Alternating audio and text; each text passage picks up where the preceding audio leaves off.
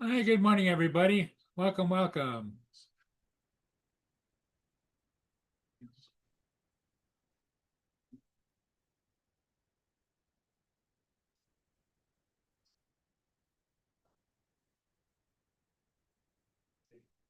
Hey, Ed, how's it going?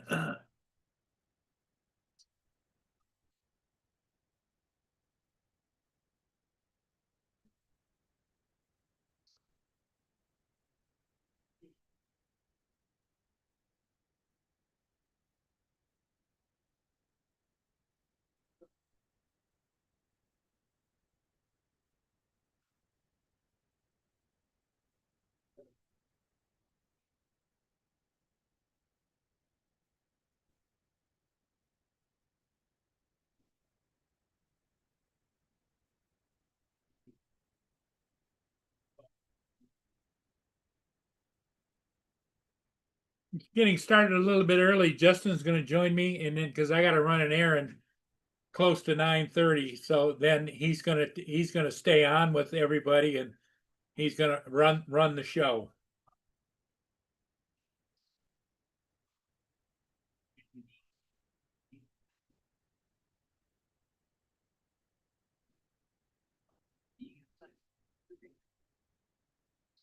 And it's not good. It's chilly. It's well, it's actually warmer, like 49 degrees, but it's been raining all night long, so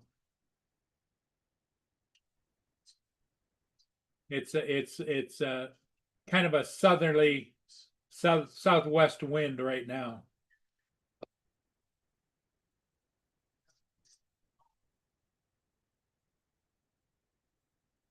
Hello, Justin. I sure appreciate you coming in. All right. Yeah, I had to do an update on Zoom before it let me in. Yep, Ed's already in the chat. Oh, what's up, bed? Giggles. How'd your flight go, TJ?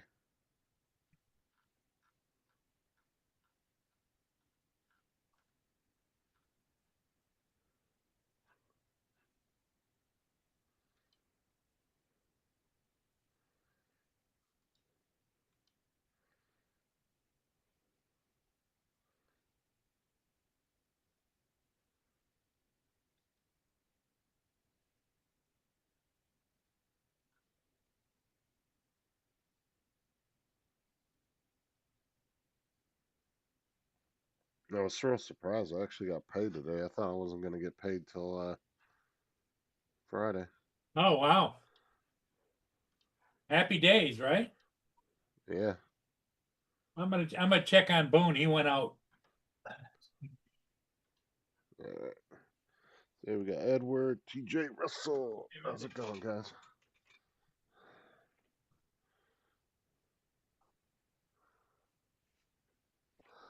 Let's go, dude. Actually, Boone's over on the couch.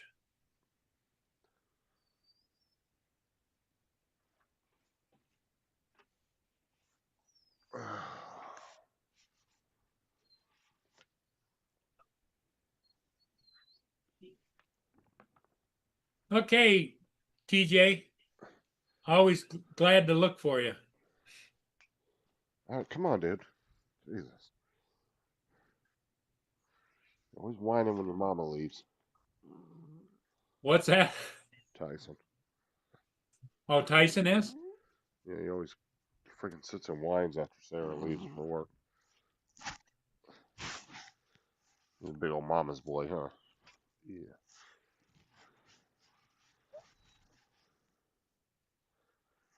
He follows her wherever she goes. How's little Doug doing today? How he's doing? He's chilling up in his thing.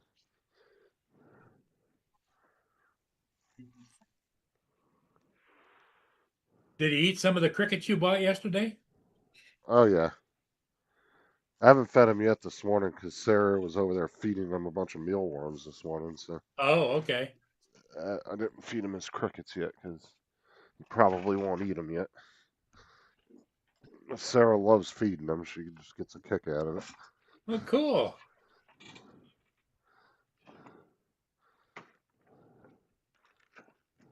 How do they tell you? I'm going to ask you because you're Mr. Animal History.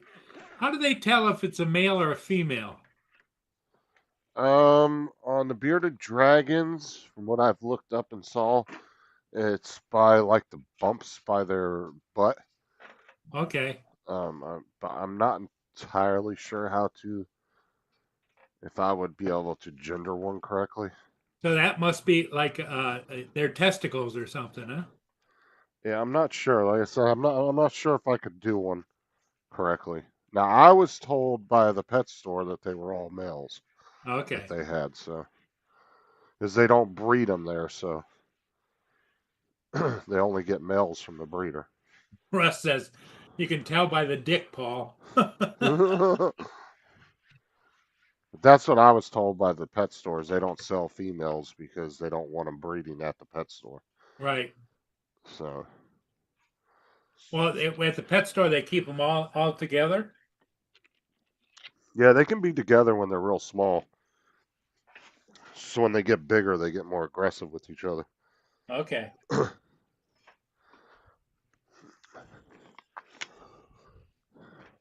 I saw some the other day, and they were just the cutest little things, man. They were so tiny compared to Doug. Well, how old do you figure Doug is? He's a couple months, Okay.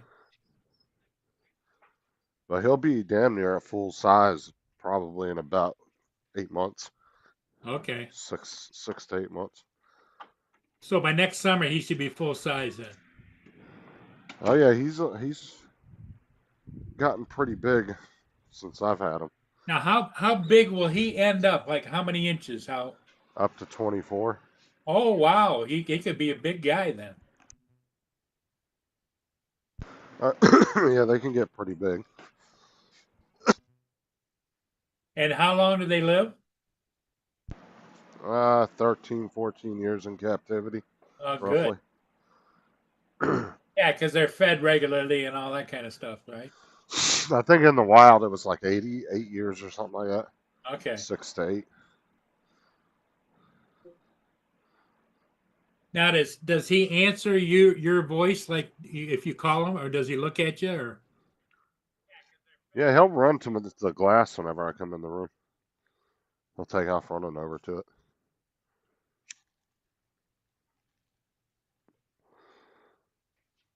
that's cool.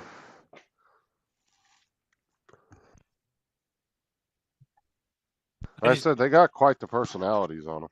I just didn't know if they showed their personality in different ways because you said he waved at you or something. Yeah, they like I said, I think that's why bearded dragons are so popular as pets because as far as lizards go, because they have such unique personalities.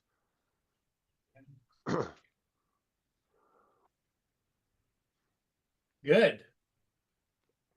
I didn't know whether they is he able to hear? Yeah, Okay. you can hear.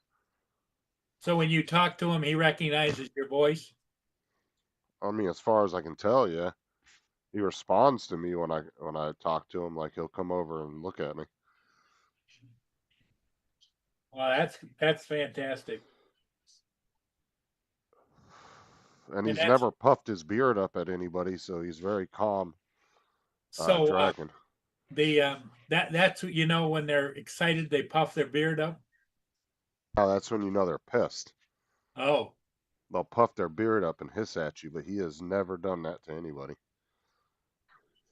Even when the dogs came up to him, he just kind of looked at him and backed up a little bit, but he didn't do anything. He didn't do anything. Okay. Because the other day he was laying on my stomach, like he was laying on my shirt on my stomach, and Bo came up and looked at him and got real close to him. And he just kind of ran up and sat up on my shoulder and then peeked his head around, was looking at Bo.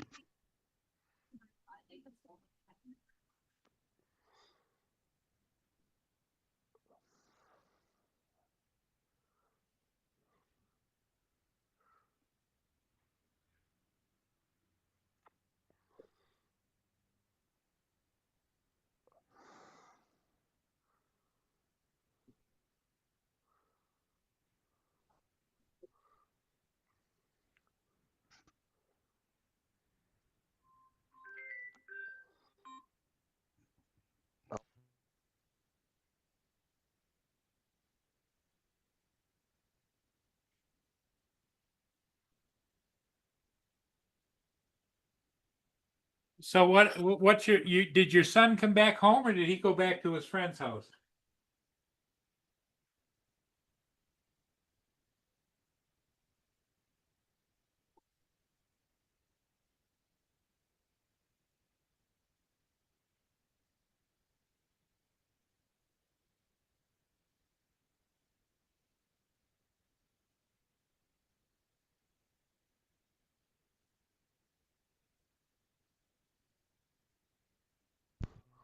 Do what now?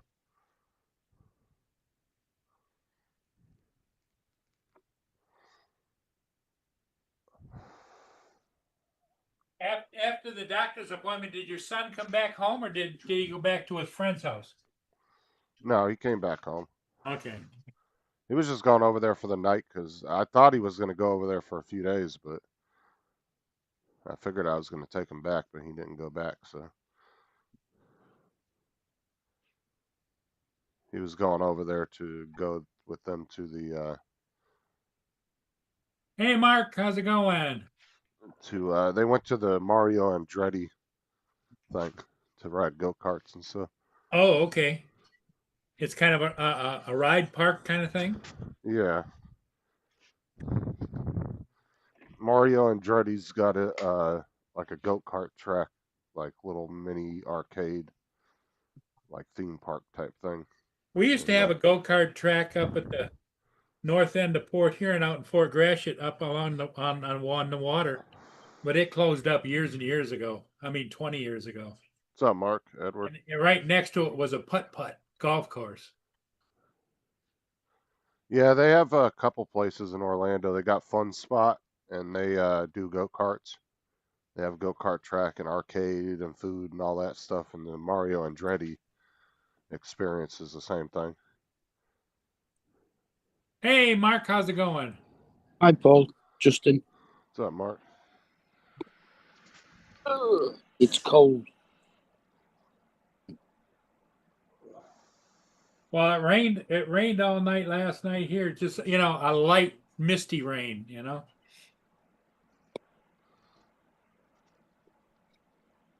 It says it's 6 degrees, feels like 1.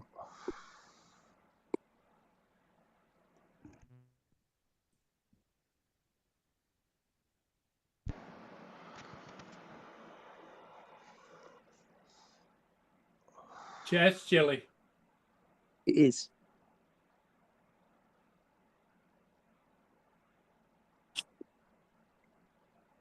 Then I'm gonna go to the pet store later and get them some more crickets. I'm gonna get some cricket food too. That way they can live longer. I can get more of them at one time.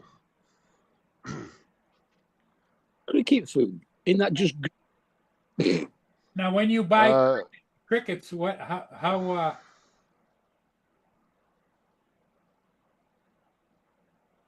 Do what now?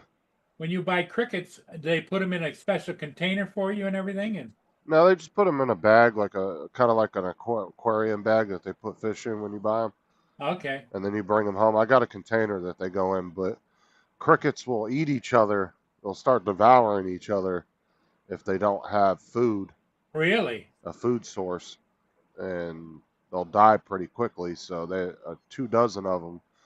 If I buy 2 dozen, they'll usually last about 2.5 days worth of feeding, sometimes 2 days, depending on how much he wants to eat. And usually one or two of them will die because of that. So, but if you get Would the ima- cricket food, they'll live a lot longer. I should imagine that all of them die because of that. Uh, Well, you said he eats them. and then 2 of them will die in their little cage that they're in. Well, he'll eat them whether they're dead or alive, right? Well, you really don't want to feed them dead ones because they don't have as much nutrition. And All then they I are is think, just bulk. yeah, it doesn't really provide any nutrition or protein for them. So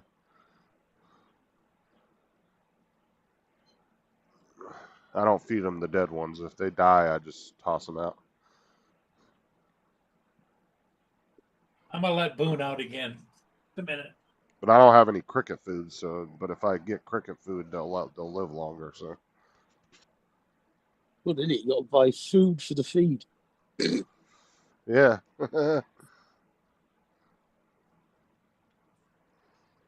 Oh yeah, it would have been a lot easier if I got the bull python because they only have to eat like once a week. One mouse a week is good for them. Mm. They don't have to eat every single day like bearded dragons do. But I want to be able to get enough crickets so I don't have to keep going back to the pet store every couple days, you know.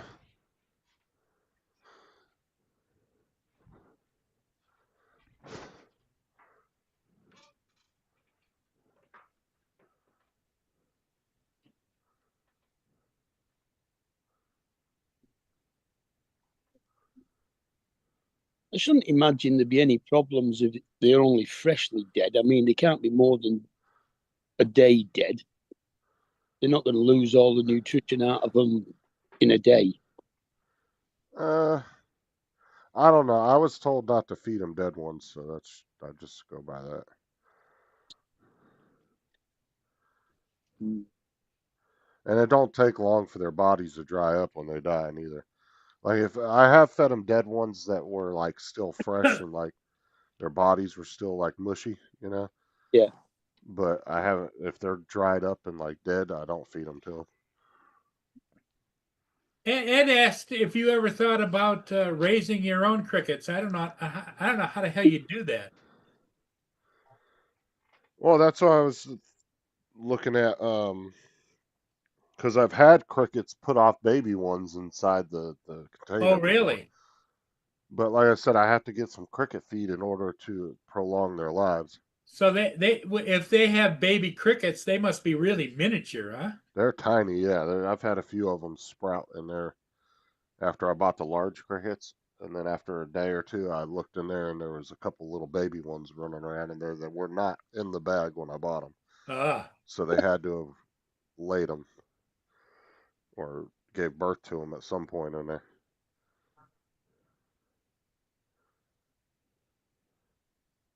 Now, what's the general lifespan of a cricket? Do you know? I don't have any idea, to be honest. Is it months or years or?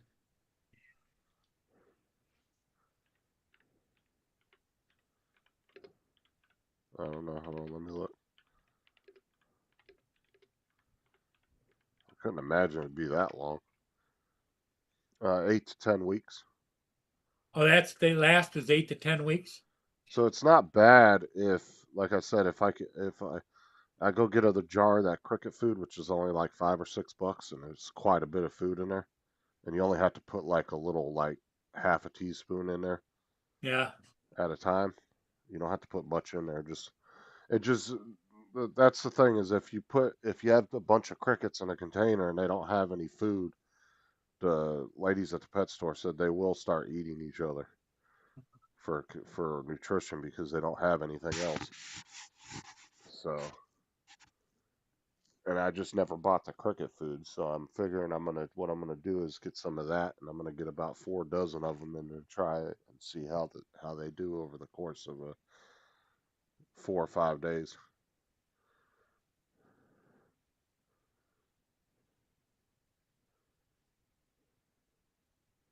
You'll have to buy another tank to put the crickets in then. I already got a little thing that they go in. Oh, you got a cricket container? Yeah, and then when I go to the store, they give me the bag of them, and then when I get home, I just dump them in there. I just need to get the little jar of cricket food.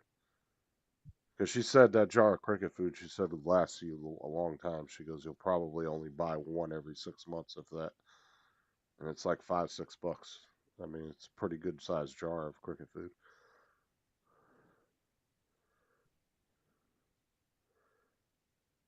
But she told me if I get that, I can buy more at a time, and then they should live a lot longer. So it'd be nice not having to go every few days and only go like maybe once every couple weeks, you know? Yeah, if you buy the food, that'd save you a lot of time and running around. Yeah. I'm gonna go there later today when Sarah gets off. She's getting off early today, so should be off around 12. I'm gonna run down over there.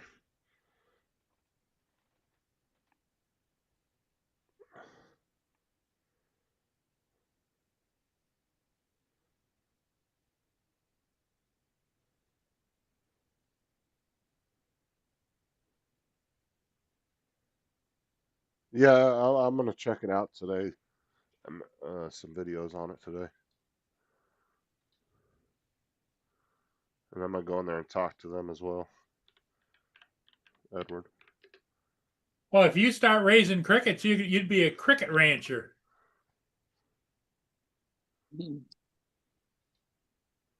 Right, Mark?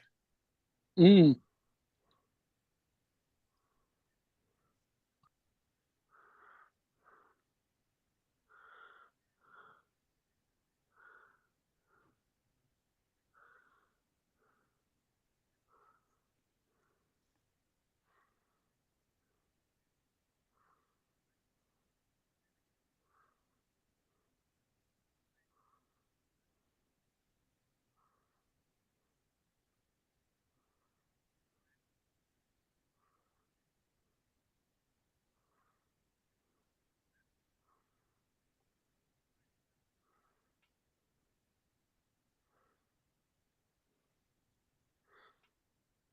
Come on, Boner.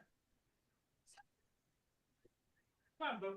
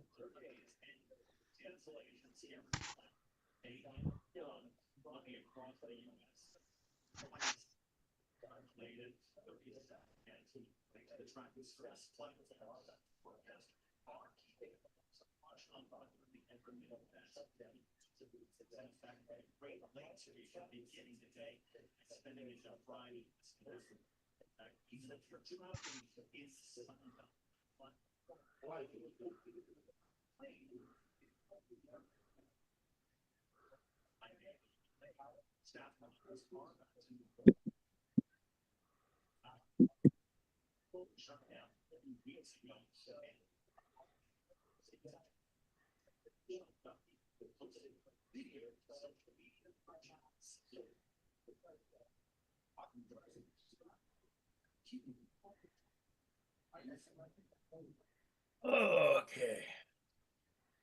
Boone's in the house and I gave him some food and he's a happy little camper.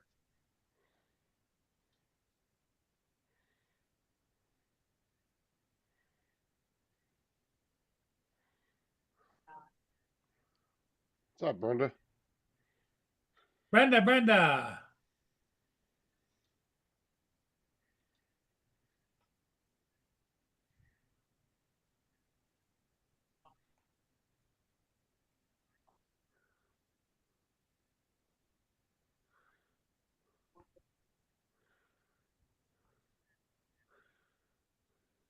Yeah, I got it started early because Justin's going to take over for me. I got to run an errand this morning, so All right. yeah.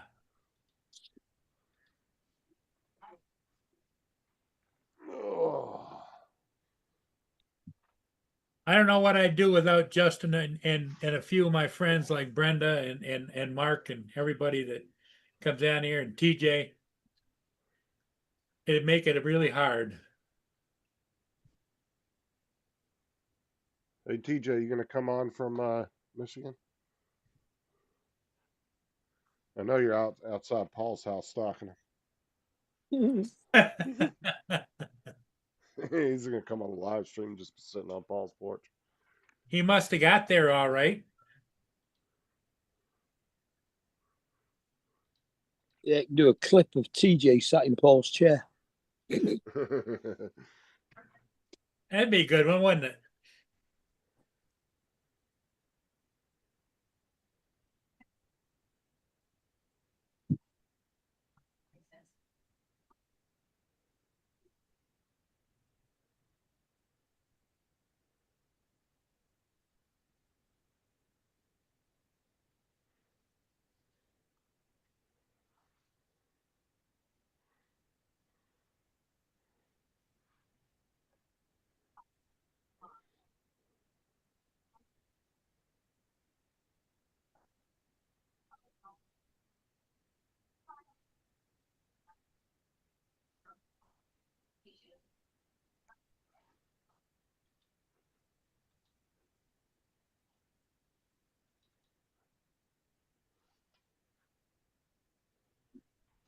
Oh, there he is. Here comes Mr. Giggles himself, TJ. What's up? Hey, TJ, how's it going? Dude, I'm freezing my Royal Rastafari mayonnaise off. Yeah, I was gonna say, Uh, you're not used to that. no, I mean, it's really not too bad out there, really. It's probably like only maybe like 30, 40 something degrees. TJ got off the plane in a Speedo and a fucking tank top. What time did you land, TJ? I think it was about like 11:30. Okay, and then by the time you got home, it must have been 1 or 2, wasn't it? Yeah, we stopped at White Castle and got some burger, some little sliders, and Ooh, late night White Castle, huh? yeah, I was wondering if there was like a Crystals around, but I guess White Castle is kind of close to Crystals, so that did me fine. So Yeah, it's similar. yeah, Sliders. but man, dude, I tell you what, it is so fucking hard to sleep on a plane. Like it is. Well, It's even though you had your neck pillow, right? Yeah, yeah. I was like, dude, I was between like this elderly lady and then this big fat fucking guy. I was like, and then Jesus. like I was trying to sleep, and then like maybe like a few minutes later, he moved like one row like behind me. I was like, oh, thank God. That's probably what he was saying. I was on the Yeah. plane and I was stuck behind some little skinny jackass. like a sliver in his butt crack. I You know? feel like that guy had Dicky Doo disease. He said, I think shit's bigger than that guy. Was the plane full, TJ? I mean, I'm sure there were some seats still available, but it wasn't like a full flight, I don't think. Okay. Well, But it's, I was this I this was time like of I year, was I pretty, think a lot of people are going south, not north. yeah, like I kind of sat like towards the front of the plane. Yeah, you were in row 3, right? Yeah. Like I started to walk like past because I thought I would be further back, but then I was like, oh wait, let me look and see, and I was like, oh, here I am, right here.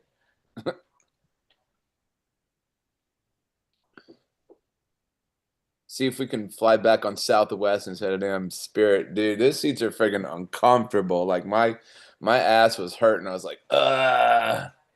Mm. Well, can you imagine what that big guy felt? I know. Dude, he like I think he just barely kind of just kind of sit like just kind of barely fit in the seat because like I don't think he had any like waist room or anything. Did you have to get up and use the bathroom? No. He'll be getting home and his kids will be made up because they'll be able to tell him that he sat on the plane next to Luigi. Yeah. Mario and Luigi. Dude, I was kind of getting aggravated because when I got to the where you pick up your luggage, your baggage claim, like the thing rotated around. There were like a few bags that came out, and then the things was rotating around, and then like after a few minutes later, like it stopped, and then the the belt where the luggage comes Conveyor? out stopped, and I was like, what the fuck is going on? Like, because it had like the Orlando stop and then Fort Lauderdale, so I guess they had to do the Orlando stop first, and then they did ours or whatever. So I was like, oh, geez, this is gonna take forever. So I just kind of sat on the edge of the rotating like baggage claim thing. Oh, those carousels are slow too. Yeah. They Oh should my have just grabbed the God. nicest looking bag and just walked out with it. Yeah, like might be wearing somebody else's clothes or whatever. Like, what the fuck?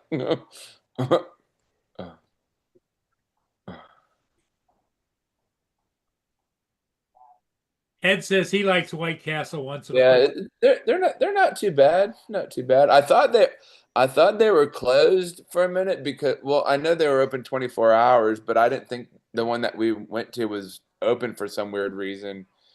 And White Castle's like they're like 24 hours a Waffle House. day. Yeah, they're like yeah, Waffle because House. I They're didn't open I, all the I time. didn't see any cars in the parking lot, and I didn't see anybody like walking around in the store like or in the restaurant when I uh when I could see in from like from afar. So like I was and then we pulled in through the drive through, then somebody answered on the other end. I was like, oh, thank God they're open. Yeah, they're like Waffle House. They're open all the time. Yeah, I can't imagine there are really all that many people going out for a meal after midnight. Well, it depends on how heavy you've been drinking. Yeah. Well, I mean, nowadays, if you are a 24/7 place, you're probably going to make some good money because so many places stopped staying open 24 hours after COVID. So there's not very many places to stay open that late anymore. So your options are very limited nowadays. I used to be able to go shopping at Walmart at 3 in the morning if you couldn't sleep and you wanted to go grocery shopping, you could go do that. Now you Yeah. can't do that anymore.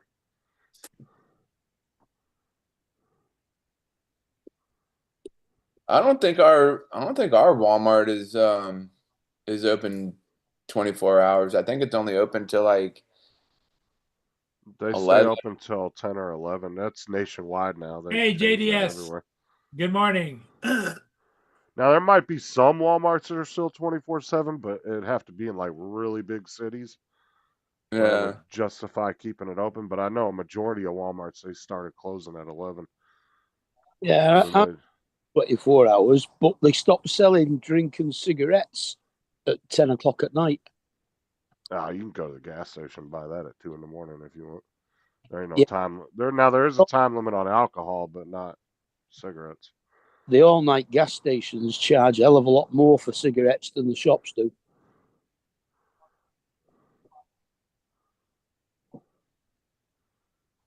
Alcohol's got a time limit on Sundays, I think. You can't buy nothing, I think, after 12 or something like that. I don't. Yeah. It's just old, stupid religious laws from back in the day. Yeah. They never Yeah. changed. For Sunday, I know, like, Sunday's the only day that ours can't open for 24 hours. They have to close Saturday night, then open Sunday morning for like 6 or 7 hours, then close again till Monday morning. I mean, I know there's like restaurants and stuff that aren't open on Sunday. Well, maybe like one or two, but like fast food places like Chick-fil-A, they're not open on Sundays. And then obviously our pharmacy isn't open on Sundays because, you know, like I've said before, you know, a lot of people come in like, "Oh, your pharmacy's not open?" Like, no. The pharmacy at Tesco's is open on Sunday. Oh, Yeah. are they? Yeah. Oh. I mean, you know, like I've said, you know, our store's smaller than other stores, so, you know, like if people really need their prescriptions that bad, then they can go to another store and pick it up there, I think. And we used to have a 24-hour pharmacy near us as well, but I think it's just a late night one now. It doesn't open all night.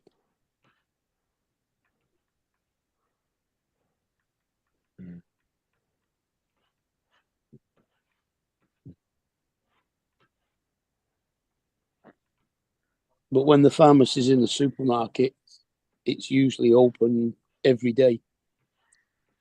It just closes earlier than the shop. Like the pharmacy closes at 7 and the shop doesn't close till 10. Yeah, because the pharmacists don't want to work the long hours. Yeah. Usually every drugstore has one pharmacist on duty at a time. Mm-hmm.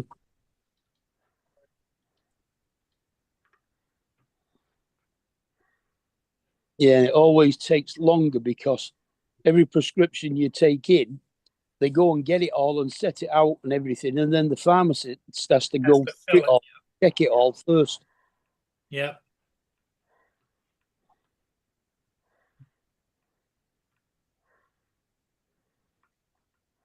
Yeah, it's his license they're operating under. Mm.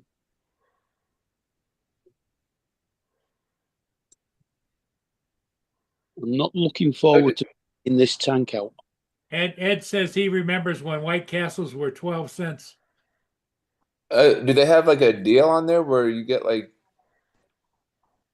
I don't know, like 2 or 3 for 99 cents, or is it just like 1 for 99 cents, or like how many do you get?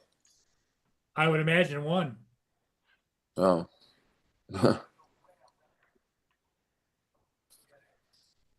Well, McDonald's used to have their cheap burgers down at like, I think it was 59p over here for just a normal burger. But they're not that now. I think it's about £1.29 for the normal burger. JDS flew this morning at 7 a.m. and it was awesome. Heck yeah. Did you fly any ships this morning after you got up, or? No. The ships aren't moving. They're anchored out in the lake. One ship did come down and go through when I was looking at it on the camera, and it was a rust bucket, and I've gotten it before, so I said, nah.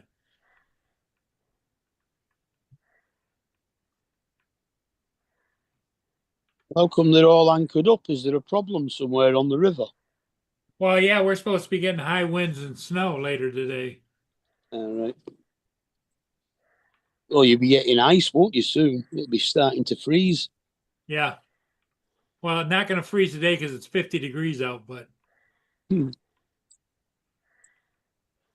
wish it was that here. Not even 40 here. Oh, really? JDS says that he can remember when a loaf of bread was 9 cents in Canada. Uh, Bet he could, his old ass. I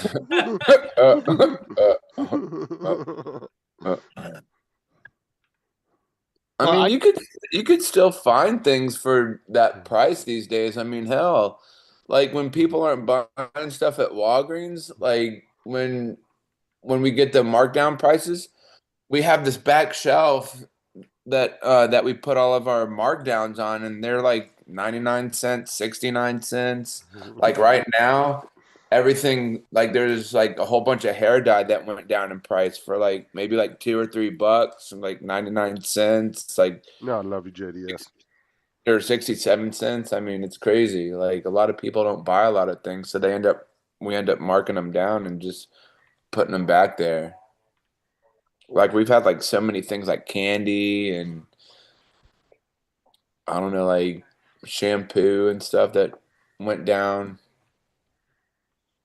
I can remember when I was a kid, a portion of fries at the chip shop used to cost you about 2 or 3 pence. Now it's £3.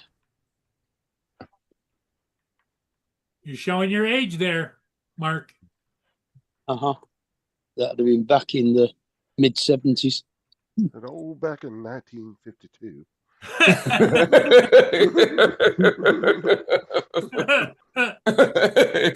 That's funny. That's pretty good. I can remember the times when you used to be able to go to the pub with a fiver in your pocket and still have change left when you've finished.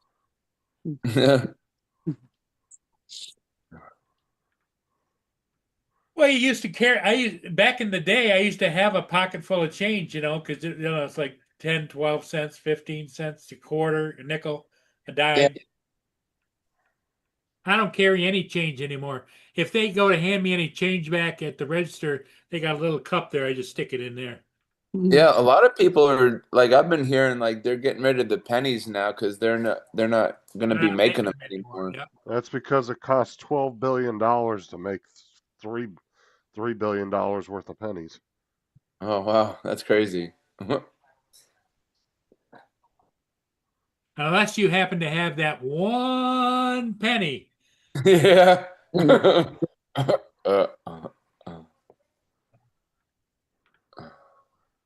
I've been it's for years and years and years. Well, it used to be 2 cents for like 2.5 cents for every penny made. Now it's up to 4 cents for every penny made by the Treasury. So why would we waste money on that? It's stupid. Why are we going to spend $12 billion to make $3 billion worth Yeah, of most currency? people don't deal in change anyway. Well, it's a simple fact is you get rid of the penny and you tell companies you have to round down. Yeah. Plain and simple, super easy. Round down Instead or of 351, it's going to be 350. There's been tons of other countries that have done it, and it's instead of like $1.99, it'd be $2. Yeah, like I said, there's tons of other countries that have done it, and it's worked out just fine. So there's no reason we can't do it.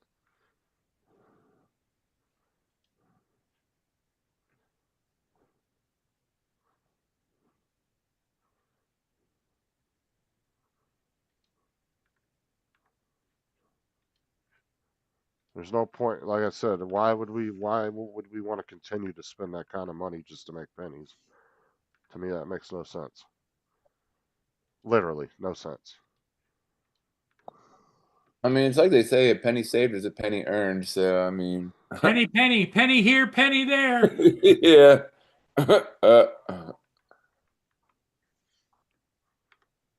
Find a penny, pick it up. All the days you'll have good luck. Is that the deal? All right, relax yourself. That's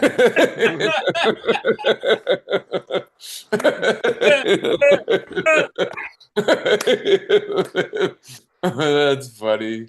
Yeah,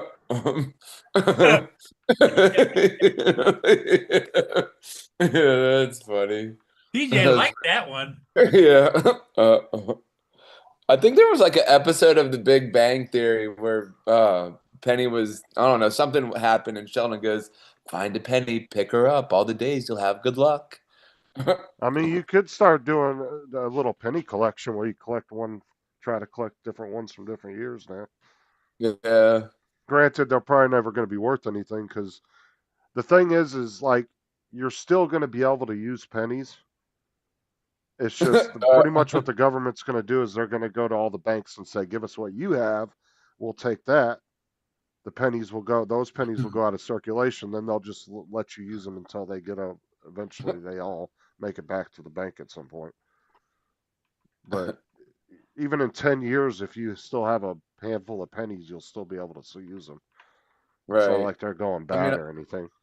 Yeah, I mean, I have a container that I have like all my quarters, dimes, and nickels, and then another one where I keep all my pennies. So, That's what I'm saying. Like U.S. currency never goes like it's always worth what it is, even if they don't make it anymore. If you inherit a $10,000 bill that somebody got back in the early 1900s, technically that you could still spend it. It's legal currency. I mean, I yeah, wouldn't spend it because it's probably worth more than the bill, but technically that would still be $10,000 in U.S. currency. It don't matter yeah, how old it is or whether it's still in circulation. You can still spend it. Like other countries, when they get new currency, they'll request the old shit back and they'll tell you can't spend it no more.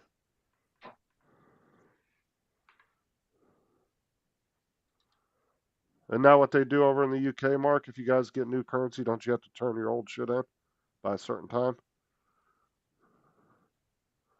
What up, Dre? What's going on? Ed.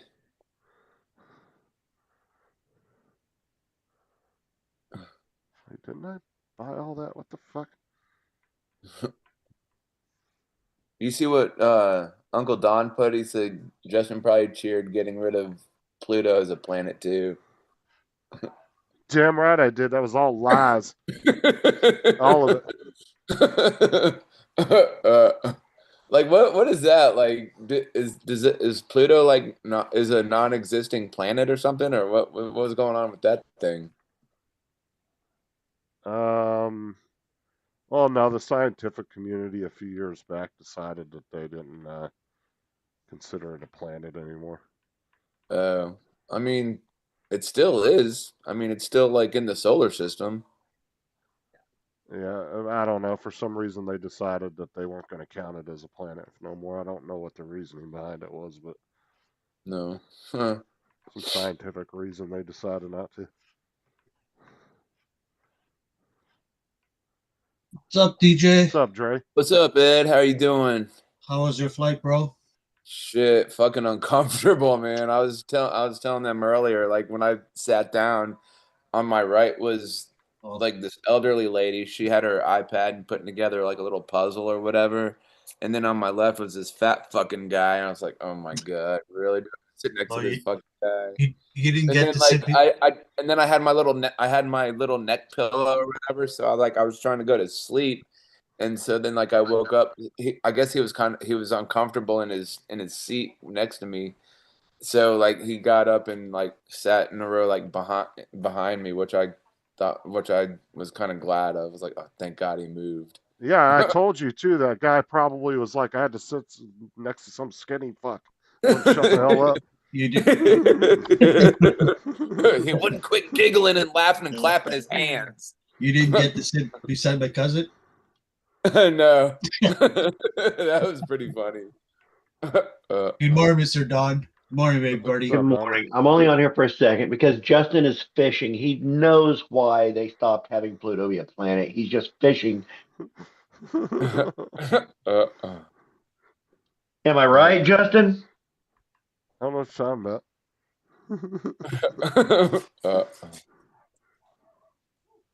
about. TJ, the reason they stopped having Pluto be a planet is because it got downgraded to a planetoid. It's not actually a planet because there are many other Everybody. objects trapped in our solar system out past Pluto that are the same size as Pluto. So either they downgraded Pluto to not be a planet, or they had to turn all these other thousands of other objects into planets. They had to make the definition fit everything.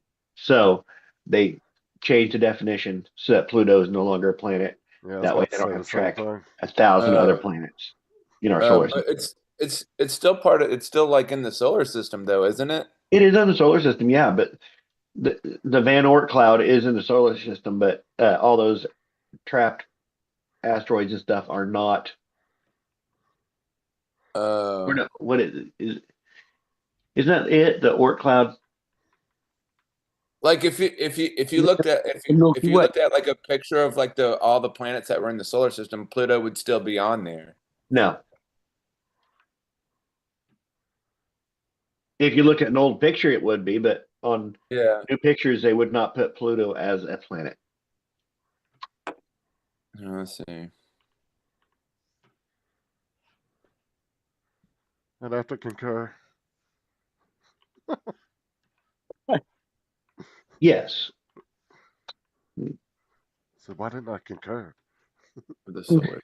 Yes, the Oort cloud. I was correct. That is the cloud of billions All of little icy planetesimals surrounding the sun What's up, out Dre? past Pluto. Let's look at this one. This one looks kind of. So is that similar to the Milky Way? No, the Milky Way is a galaxy. Yeah. See, Pluto's. Are you still messing right- with me, Mark? It's too early for this. I haven't had my Look- coffee. Look, I I can see Uranus. What? I can see the rings around Uranus. uh,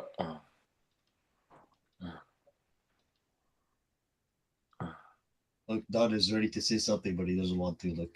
No, you guys are just, it's too early in the morning. I haven't had my coffee, and you guys are just fishing to get me to hot. Now, would we do? what a. It's only 9:30. Who dropped off? Was it Don or Ed? It's too. No, it was Donald. Yeah. He's tired of your shit. He's going to make a big coffee. I had like 2 cups of coffee this morning, so. Nobody asked you, TJ. Oh. Wow. Feel the love this morning. I know. What the fuck is going on, man? Why everybody got an attitude? What the hell? Surprised you were up at this time, TJ. The time you must have gone to bed. Yeah, like we didn't go to bed till like I don't know, was it like a little after 1?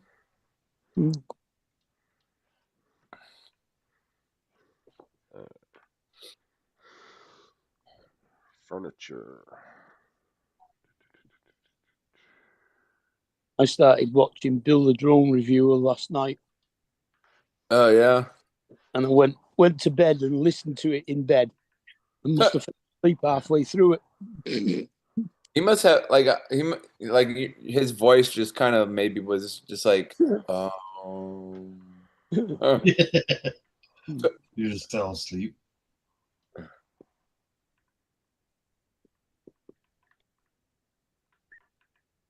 Because I woke up at some point and my phone was still next to me, but the show had finished. So I thought, oh well.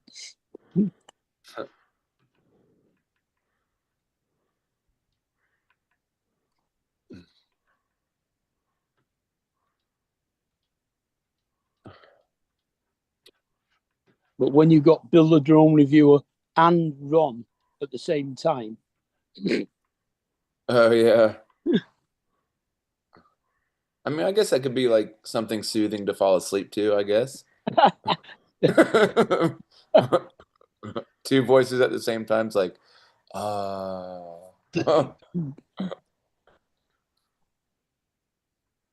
What time did you get up, Mark? I actually got out of bed at 12. Oh wow, before 3. Wow. Yeah. Oh, it's only 3 now. Oh,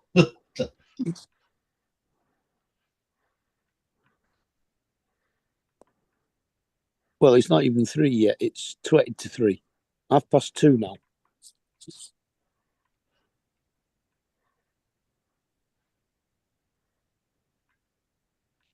good.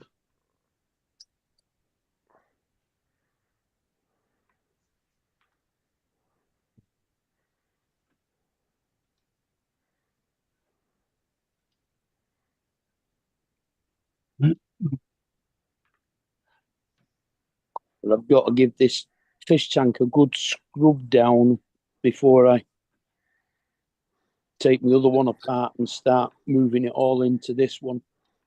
So when you clean your fish tank out, Mark, do you just put your fish like in one container? Or do you have to split them up, or like I just throw them all in a bucket.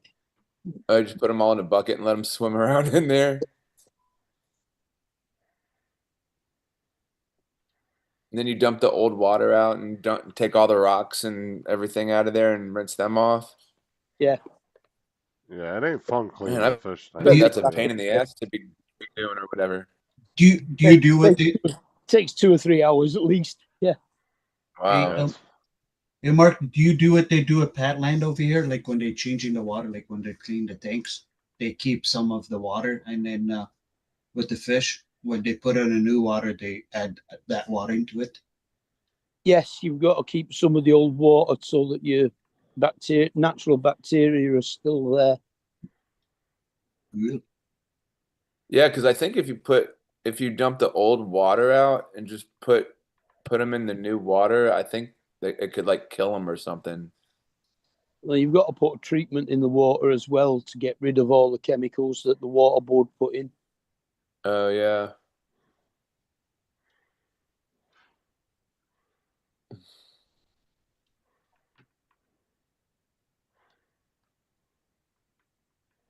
Let's see. Dre's talking about many drone reviewers will suffer the same as the drone market will be getting much smaller.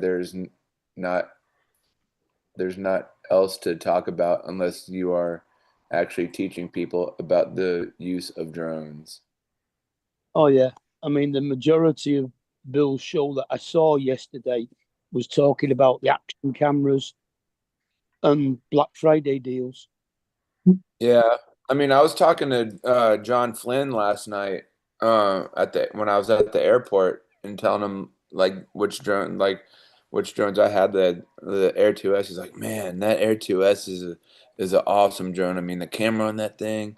I mean, it is a good high quality camera. I mean, it takes really good, fantastic pictures. So Yeah, yeah, I've got a 2S. So what happens if that? I've got the Air 2 as well as the Air 2S. yeah, that's a pretty good drone. So what happens to that law that comes in and you guys are not allowed to fly it? Will you guys that have the drones? Will you be able to? Like, will you be what do you call that? Like grandfathered in. Yeah. Honestly, I don't think anybody really knows until that time rolls around, to be honest. Yeah. Because the government can do whatever the fuck they want at the end of the day. If the FCC wants to revoke license, I mean, they'll find a way to do it. Even if they revoke the licenses, it'll take time for them to do that anyway. Like I said, they'll do what they want at the end of the day, regardless of what anybody else does. So. And unfortunately, that community is just not really big enough to make a huge stink with the government. So, I mean, But we've said that before, that it's not the most massive community. You know, if all of a sudden, like, say, TikTok blew up and drones was the hot thing and every kid was into drones, and all of a sudden there was millions and millions and millions of people, like 20 million people out there flying drones, then you'd have a definite case to try to stop shit. But fortunately, it's not that popular. I think even if you got 1 million drones registered, right? Some people got 2 or 3 drones, so that million doesn't mean that's 1 million pilots. No. You know, and then there's 330 some million people in the U.S. 300, that means 328 just say don't give a shit. Mm. Man, that would suck because all these people are spending a lot of money on these drones and then it won't be able No, to for fly. sure. That would fucking suck. Oh yeah, I agree I with was you. watching. I was watching something the other day that the whatchamacallit law is going to be passed, but I mean we'll still be able to fly our drones and stuff, but we're not going to be able to buy any new ones or whatever. Like I said, I don't think anybody knows what's going to happen until that time rolls around. To be honest. Good morning, Frank. Justin, What's up? Did you What's read up, what Dre? Frank said? No, Good I don't morning, want to buy everybody in the chat. pennies. What the fuck I want to buy pennies for? I live in a bank. Oh, I thought that said penises. Fuck, for some No, reason. I Pen- didn't read Saw what you wanted to see. Oh dear. Do you Well, need your eyes checked, Ed? yeah, I need my glasses, bro. I need to put my glasses on. Hey, I just woke up, okay, bro. Hey, JDS. I thought Are it you- said penises. That's why I said, Justin, did you Yeah, read it? like when you first, yeah, I guess when you first look at it, it does look that. I remember, like, no, that definitely. Yeah, I was like, oh, fuck, it's pennies. Brenda, JDS, Sorry. Ray, Francois. How you doing this morning, Dre? Well, I'm doing all right. Just relaxing. Good morning, everybody in the chat. Just relaxing. Morning, Frank and Brenda still here. And Can't Fix Stuff. Who else is in here?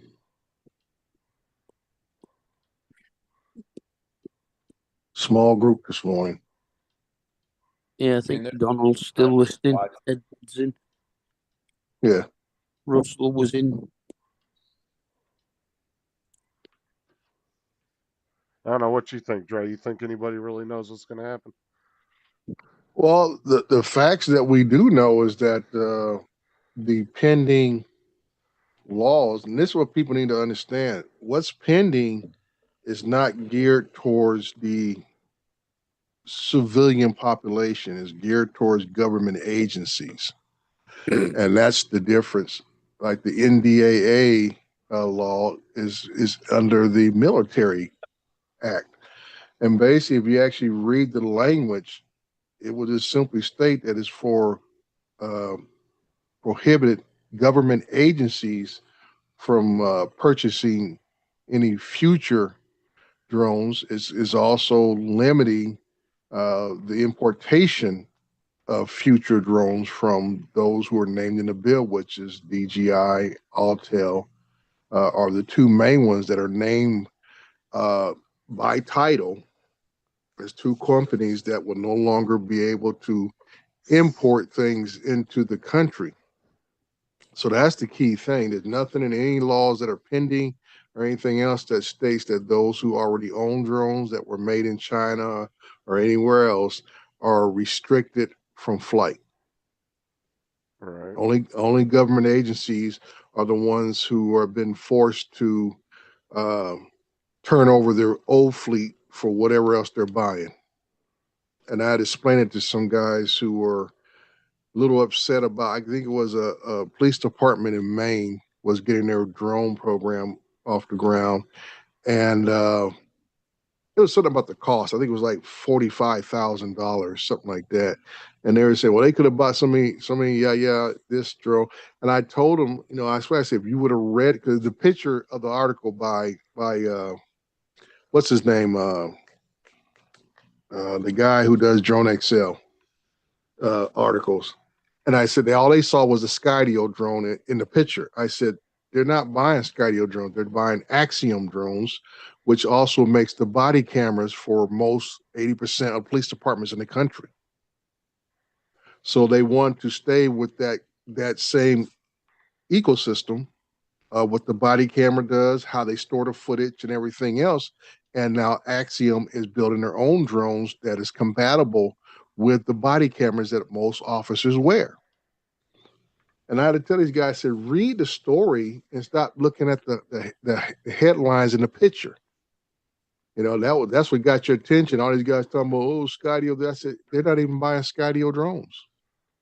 But it goes to show that American manufacturer drones, which Axiom is a American manufactured camera company, uh, can charge this kind of money.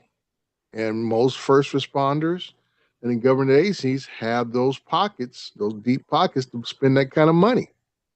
Right. And then there was another story about some other little area. I think it was somewhere, might have been in Michigan or whatever, where the city council or whatever, they voted down the local PD from getting uh, a drone program. And once again, people were on the bandwagon about, oh, they're smart not to buy those Skydio drones because they look at the pictures and the headline. If you read the article, it had nothing to do about what type of drones. The people just were not comfortable with having drone surveillance in their town. So it's like, like everything else, people jump on the bandwagon, not reading the actual stories, like I say, not reading the details and everything else, what's going on. And everybody just assumes Skydio is the boogeyman, that Skydio is really taking over everything. I said, no, there's other manufacturers out there. It is just the cost factor of American products. And just like we always talk about, with tariffs, if Apple brought back building iPhones in America, can you figure out how much it would cost to buy an iPhone? Because they're gonna. I always tell people all the time, if you owned a business, would you own a business that doesn't make money? No. So you gotta figure out how to become profitable. All right. And that's just business. I can tell people that's just business in itself. You got to find a way to be profitable. If you can't do that, you will not be in business very long. That's just the nuts and bolts of operating a business. And that is why many corporations around the globe, not just here in America, but around the globe, sent their manufacturing process to a lot of third world countries, which China was one 40, 50 years ago and stuff. And like I say, have all these people as the labor force, and you teach them to build these things, and you're only paying them pennies on a dollar to do the work because their cost of living there is so cheap and everything. So voila, and you ship it in to wherever country you may be at. And that's how you're able to maintain a profitable margin for yourself in the long run. It's not nuts and bolts. I mean, like I say, I remember owning an RCA TV.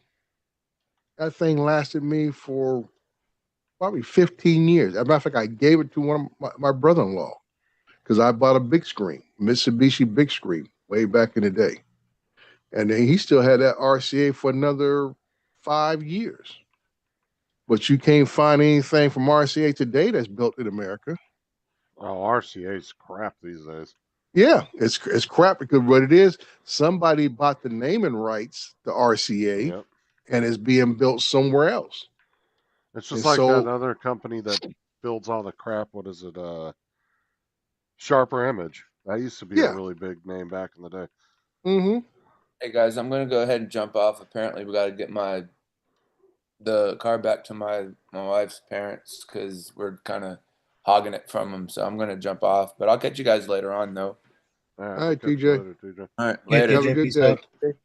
Enjoy, bro.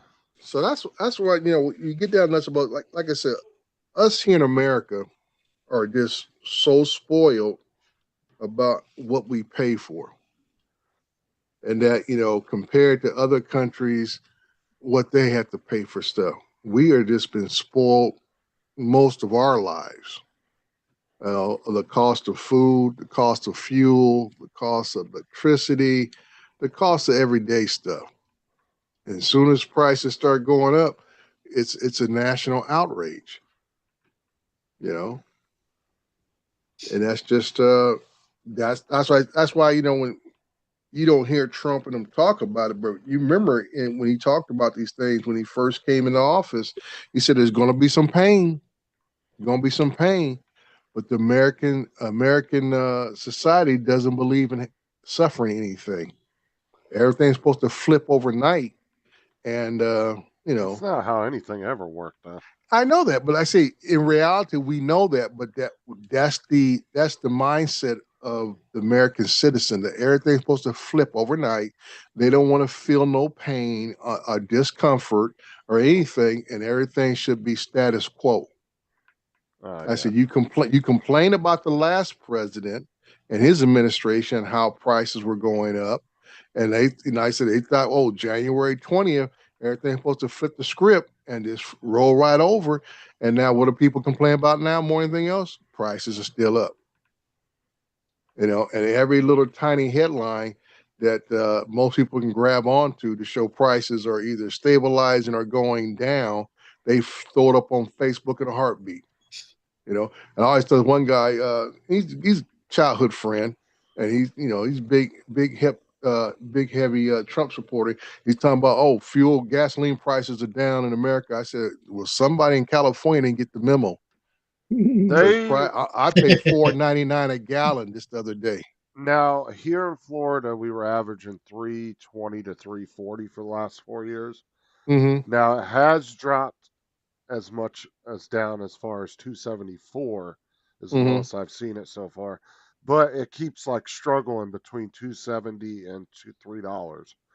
So Yeah. it'll go back up, but then it will drop back down. It seems like it's slowly moving down, Mm-hmm. but it's like it fights a little bit, goes up, and then it will go down another 10, 15 cents, and then it fights Yeah. back up again. And so, Mhm. I mean, but Yeah. it takes time for that shit to trickle down for sure. Yeah, and just like I said, the president had to flip the script on Brazil because, like I say, what's the number one drink in America? Coffee. You know, number one importer of coffee, Brazil. Yep. You know, I mean, there's other places on the planet that you can get coffee from Africa and other places, but Brazil is one of the number one places that produces coffee beans, that produces coffee. So once again, it's a business model. So if the businesses that you see on the store shelves, the Maxwell House, the Folgers, and whoever else that makes coffee, if it costs them more to bring them beans in so they can do their manufacturing or whatever, they're going to pass it on to us. Like I said, no one's in business to lose money. You don't stay in business. Oh, for sure. That's just common sense. Like I always tell people, I said, think about it as your business. What would you be doing? And everybody's talking about, oh, if it was me, I'd be paying all my employees $35 an hour and give them great benefits so they won't have to depend on the company stuff. And I said, well, you ain't going to be in business very long.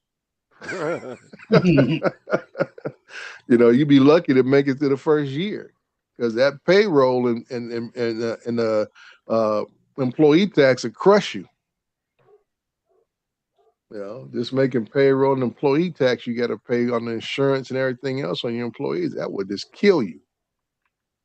So, yeah, it's like I say, people just don't think on the same level a lot of times.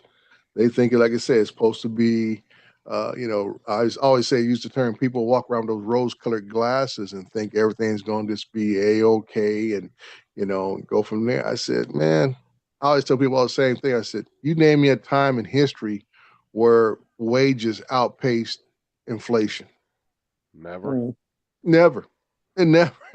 So when I hear the term, oh, we have zero inflation, I said, yeah, what world you living in? We're always going to have inflation. It's just it's part of the system.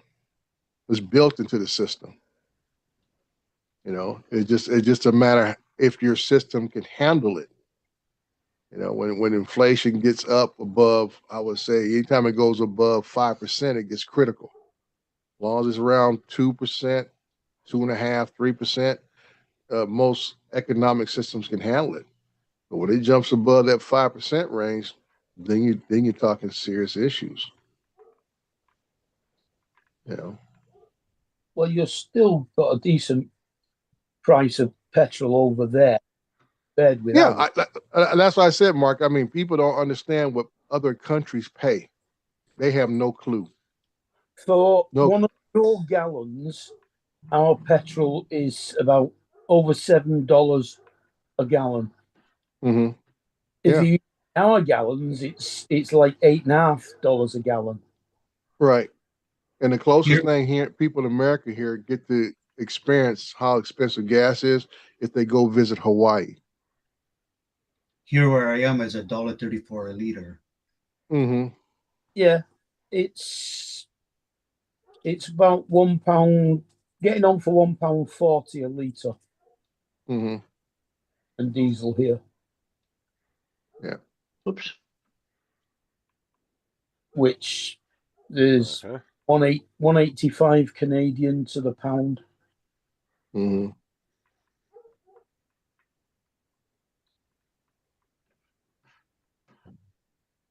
So Paul and Don go catch that ship since they both came back together. No, I had to run an errand. Yeah. And Justin is a great guy because he comes in and takes care of everything for me. Yeah. Oh, you It flatter does- me, sir. He's good for Oh, something. hey, let's give Yeah. him a hand of clap. Hey. I guess he has his uses. Yeah, I say he's good. He's good for something because Sarah's done with him. Oh, dude, I was getting on her nerves yesterday. Where did TJ go? He actually had to go do something responsible in life, so he had to get off. He had to go do number 2, poop poop. No, I think he said he had to go return the car him and his wife been using. I guess it belonged to her parents, so they had to go return that vehicle. Yeah, he said that they were hogging the vehicle or something. Yeah, Can you hold the vehicle? He's only been there 6 hours.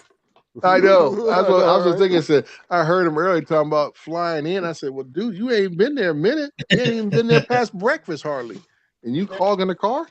They probably hotwire the car, so they have to take it back before they. Yeah, I said, what are you guys doing over there? You know, her parents still working? I mean, all he's done so far is sleep since he got there and eat. Mm. Yeah. He's probably had to go out and buy a bigger bowl for his cereal. Yeah. Well, I'm surprised he didn't pack his own. Yeah. That's always it. But like I said, going back to the original discussion on the laws, I think Ed brought it up. There's nothing that's impacting our actual ability to fly. It's just about business. And like anything else, other countries do similar type things to bolster their own economy. And there, like I said, there's going to be pluses and minuses. The biggest minus is this is going to devastate the hobbyist community for the simple fact they won't be able. Well, it's going to impact them in a way they can't get the newest toy that comes out. That's all it is. You won't be able to get the newest toy that comes out unless you go through extra hurdles and hoops to get it from another country and stuff. Yeah. That's all it's to it. You won't be able to just jump on Amazon or go down to your local Best Buy and scoop it off the shelf the day they put it out. You know, that's gonna be the only issue. Bill From showed there. the Drone Nation they're going to be talking about all the specs of the drones that they can't get. Well, like they can't easily get. And like I said, Well, they'll be all getting them from Korea again, yeah. well, like I said, you know, if you want it, you just gotta go an extra step to get it. That's all there's to it, you know. And like I said, a lot of people are not comfortable because of the high level of scams and everything else that's out there on the internet, dealing with people on eBay and other places that you may be shopping, Facebook, whatever it is called. Facebook Marketplace. Yeah, Facebook Marketplace and stuff. You know, there's so many people trying to scam you out of whatever money you got. It makes people skittish. So you know, it's gonna really appear that yeah, the U.S. is being shut out. Because I told people all the time, I said the U.S. is a big market, but it ain't the global market. And DJI is going to continue to develop and make drones for the rest of the world. Yep. You know, like I say, they make a lot of money off people who fly in other parts of the world. The U.S. is not the main country that they sell drones to. It is Do you just think- the big Well, nugget. and But it's not that the U.S. manufacturers can't produce drones if they wanted. They No. just don't have no interest. like I say, it's about profitability. Like I say, Well, it's all military too. They want those. well, military yeah. I mean, contracts. it's like just like me. I would love when I retire. I will be definitely trying to get a city contract or a county contract for my services. That is the main goal. It's like equivalent to getting a Defense Department contract.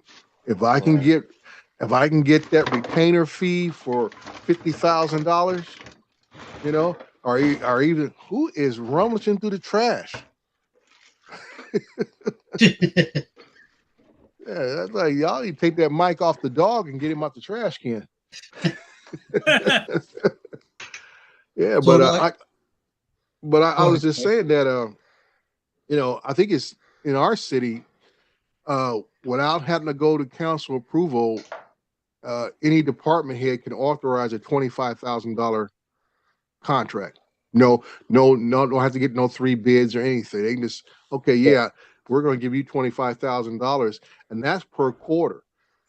So on a year, that's $100,000. So we got 4 quarters in a year. Okay, so like I say, I can sit there and live off a 25,000 stipend and do whatever drone work that the city needs me to do once I retire. That's a sweetheart deal. So there'll be months where I may be very busy, and other months where I only got to do a couple of jobs for them. But you're still getting paid. Still getting paid the same amount of money. So it's Mm. not per job. It's like I say, it's and that's why I say the American companies know that getting a government contract, primarily a DoD contract, is the sweetheart spot. You get one of those deals. And like I say, you dabble in the consumer market, it could be hit or miss. Just like everybody, because then you're trying to compete with what the latest technology is. You deal with a government contract, it's the service that you're providing. It's the biggest thing. Once they like a certain drone, they live with that drone for the next 5-10 years. And then they'll think about going on to the next iteration or model and go from there. They're not the government's not looking to replace their fleet Like a Russell. every year and stuff. They're just going to be able to just do it every 5 to 10 years. Well, I mean, and let's face it, when you're designing really advanced It's on the, equipment like that, Chalkboard. that takes years to design something like that anyway.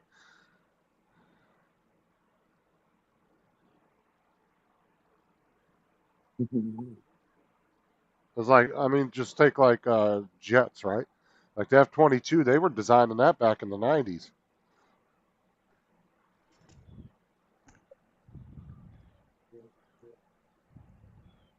Justin, do you think if they get banned, DJI get banned from the States, do you think they'll, with the new drones, they'll put a chip in it that you can't fly it in the US?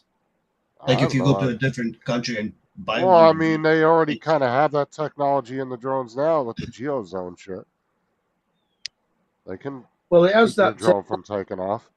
It has that technology anyway because the FCC allow a higher transmitter power than the European community.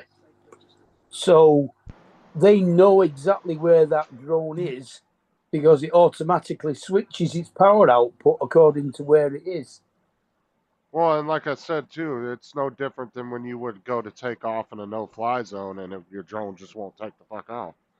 Yeah. It'll just sit there unless you have approval. Because so the technology's already in those drones all the way back to what, the minis, original minis. I don't know if they were before that.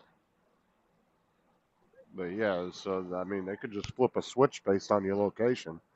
What's that?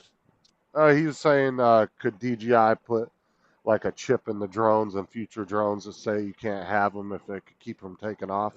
And I was like, that's already built in the drones. If they just Yeah. Like for you geozone guys, the whole for you U.S. guys and on the said, States. Yeah, but they could just geo-zone the whole U.S. and say, okay, you can't fly there. Yeah, Fucking drone ain't gonna do anything. It's just gonna sit there on the ground.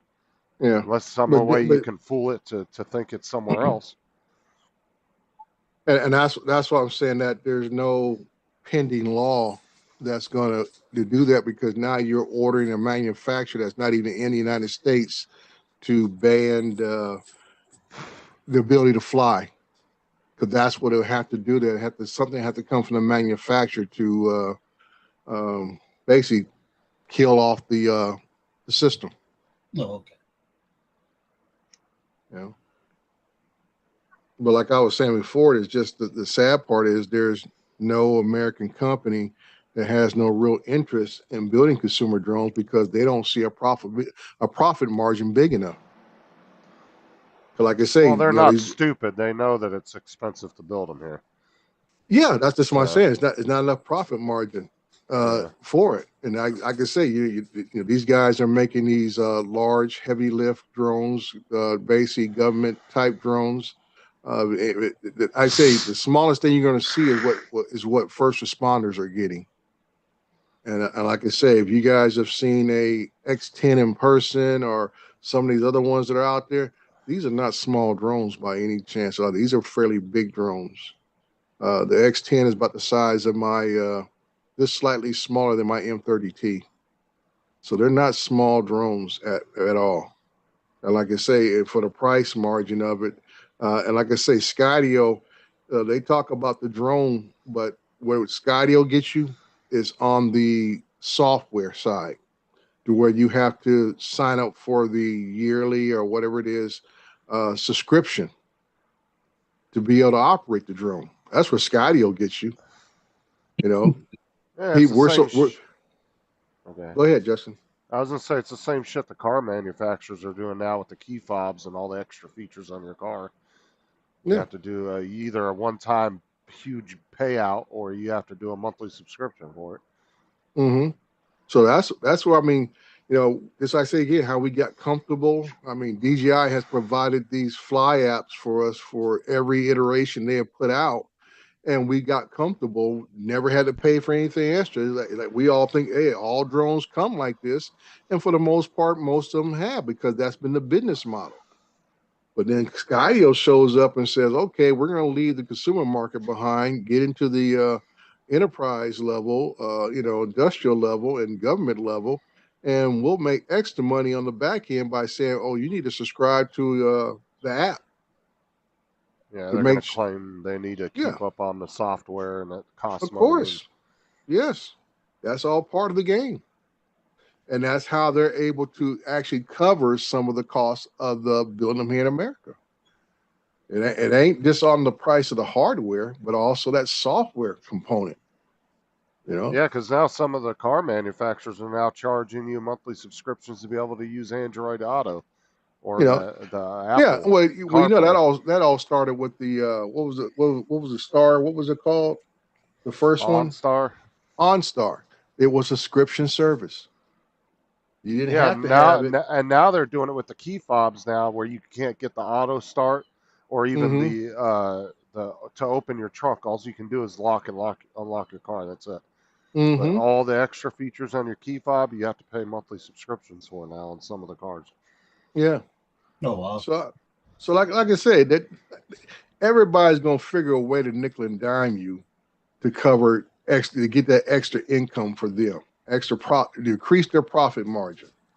Cause like you just talking about now, in my cars, I got the on my key fob, I can pop open the as I my to keep marking the conversation, I can pop my boot open, you know, off the key fob with no problem, you know, and I have a little button on the outside that closes it automatically and stuff. Now, like I say, some of the newer cars in the last 5 years have that auto start. You can be in a house. And for me, living out here in California, I said that's about the biggest waste of time. But those who live where it gets extremely cold, I may understand it, where you want to start the car while you're still in the house and let it warm up, you Yeah. know. So I can say it, where you're at makes sense. Some places don't make sense. That's just, and like I say, if you want them folks who want all the bells and whistles, there you go. You have to pay for it all. I think that guy that invented the way of opening a boot where you've got shopping bags in both hands, so Mhm. all you do is kick just Yeah, underneath the bumper. put your foot underneath the bottom. Yeah, hit the Yeah. sensor. Yeah. My car's got that where you can That do is that. absolutely brilliant. That. Mm-hmm. Yeah, my car's got that where you can slide your foot under it and it opens Yeah, up. and like I said, when it first came out, it was a nice extra feature for, I forget who was the first one that did. I don't know if it was Ford or somebody did. But now just about every SUV has that or has it as an option for you to buy. Yeah, we didn't even know we had it. Sarah walked up on the car one day and had some stuff Mhm. in her hand, and she put her foot under the bumper, and all of a sudden the hatch opened. Got chin check. and Catch you around the chin. God we, damn so it. we figured it out. We were like, and then she was like, I think it's got that swipe feature, and I walked out there and we were messing with it. I Mhm. stuck my foot under there, and yeah, damn, if it didn't open up, I was like, oh shit. Yeah. Wow, Yeah. technology these days, eh? Yeah. Like I say, it's out there. And like I said, and like anything else, they can figure a way, especially here in America, they can figure a way to make more money off of it. They will. Mhm. They will. That's all going towards the profit margin and stuff. Now, if it ever comes to the day where the government says that companies can't exceed a certain amount of profit margin, that's the only time that we will see prices really. We'll see wages catch up with the inflation. Until that happens, nah. No, because the minute they raise the minimum wage, everything goes right back up again. Yeah, So yeah, it never catches up. yeah. That's just my point, And I always remind people. I remember when I joined the military, and I meet guys from the South, guys from Mississippi, Louisiana, Alabama, places like that, and they would talk about as a private in the military, they made as much money as their dad did at the local meat plant where they're from, or whatever big outfit company that was there. And I'm like, what? And that's why I said those same states to this day hide behind the federal minimum wage, which is still only what, $7.25 an hour. Yeah, it's still I said, really low. yeah, I said, can't nobody live off that. I don't care what state you live in. You can't live off that kind of money. No, you'd be lucky to live in one of the little Midwest states in the middle of Yeah, nowhere making that. yeah, that's about it. And you wonder why these people are living in a certain standard of living. I'm like, you can't go out and just get a job. I always tell people, I watched my grandfather, on my dad's side. He worked at Kaiser Steel 28 years, largest steel manufacturer west of Mississippi. Uh, made a living wage and everything else and stuff. But if you worked at, like I say, some of these, that's based on California standards. And that was back during the 50s and 60s. And he retired around 70. He retired around 78, 79. I think he retired. I think around 78 he retired. You know, and that's why I say all depends where you live makes a difference. What the economy is where you live makes a difference, and what the prevailing wage is, and that's critical.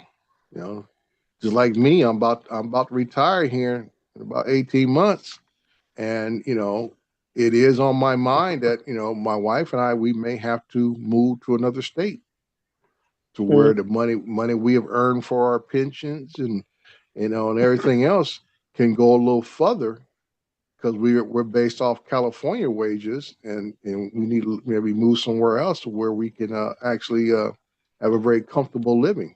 Because here in California, it's gonna be a little bit of a tight stretch, Oh, for sure. and Yeah. that's always been a trend in California. It's just more prevalent today than ever that people will work out here 20, 25 years and then go back to where they may be from, or back where their family's at, and retire. And that's why some states have those rules that they don't tax other states' pension plans, stuff like that. and just like some states don't tax Social Security, so those are different things you look at even when you retire. Well, our minimum wage is now £12.68, which is the equivalent of $16.72. Mm-hmm. And like I said, you got certain states in America that don't pay half of that. Wow. $7.25 an hour if you want to work at the local Foster Farms chicken plant in Alabama. $7.25 an hour. You know, or if you want to work at Frito-Lay, one of their facilities in one of those states, Coca-Cola in Georgia, you know, that's what kind of money you make. And that's what got me when I visited Georgia the first time I went there back in 2017. I was shocked that a 6-pack of Coke is more expensive there, where the headquarters is at, where the major manufacturing at, than it is out here in California. That shocked me. I was like, what the heck? Because it is, because usually you would think, you know, wherever the major plant or facility is at, the local prices would be just a little bit cheaper, but it was actually higher. So if you're making that much money, it's $7.25 whatever an hour. Mm-hmm. What's the rent out there? Like, is it Well, like I expensive say, to you? like I say, it's everything's equivalent. You make, you know, the minimum wage $7.25 an hour. You can probably go get rent for right amount, you know, apartment right around $1,000. Okay, out here in California, rent is now starting somewhere close to $2,000. Oh, shoot. You know, just like my parents' home, you know, bless their hearts. You know, whenever they pass, 4-bedroom house, 2-bath, 4-bedroom house, I know I can get $3,000 a month, easy. $3,000 a month in that house, built in 1961, been paid for since the 80s. And so only thing we pay on that is the property tax, which are based off the sale price in 1969, which was $14,000. So with the small amount of inflationary cost on the property tax, I think my parents pay somewhere around $400 to $500 a year. Now, this guys that they pay $400 or $500 a year on property tax. I pay $2,500 a year in property tax. Pretty much same square footage of house. Yeah, But but your house is newer. yeah, like I say, but my Yeah, house, that's the selling price of my house when I bought mine in '93 was $124,000, and theirs was $14,000. So that's what I'm saying. They based the property tax off of the original cost of what you pay for it, plus the inflationary markup of whenever they do the reassessment every 10 years and stuff. So that's what I'm saying, that, you know, right now, like I say, my parents paid about $14,000 for their home in 1969. The value of that house today is somewhere between $500,000 to $650,000.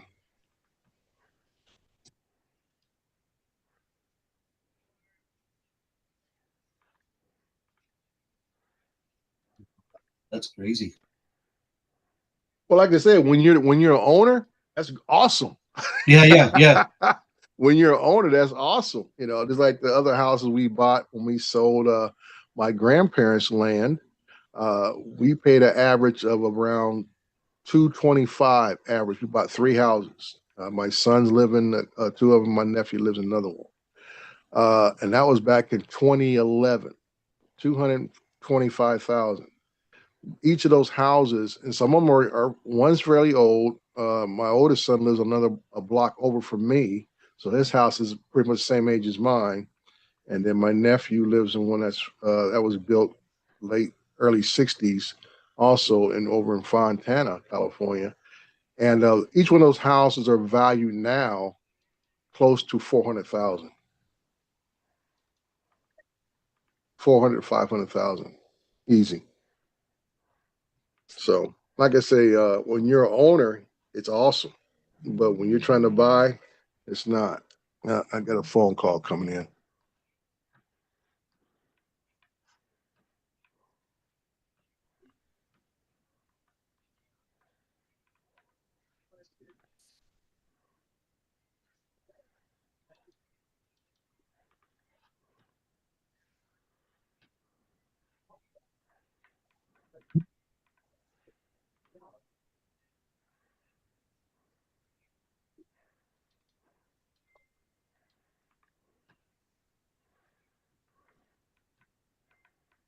Oh, you guys are so quiet.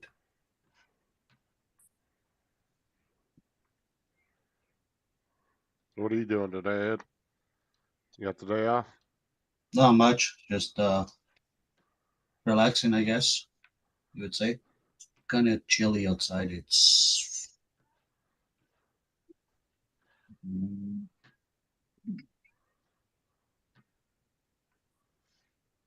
-4, but it feels like 14. How does that work?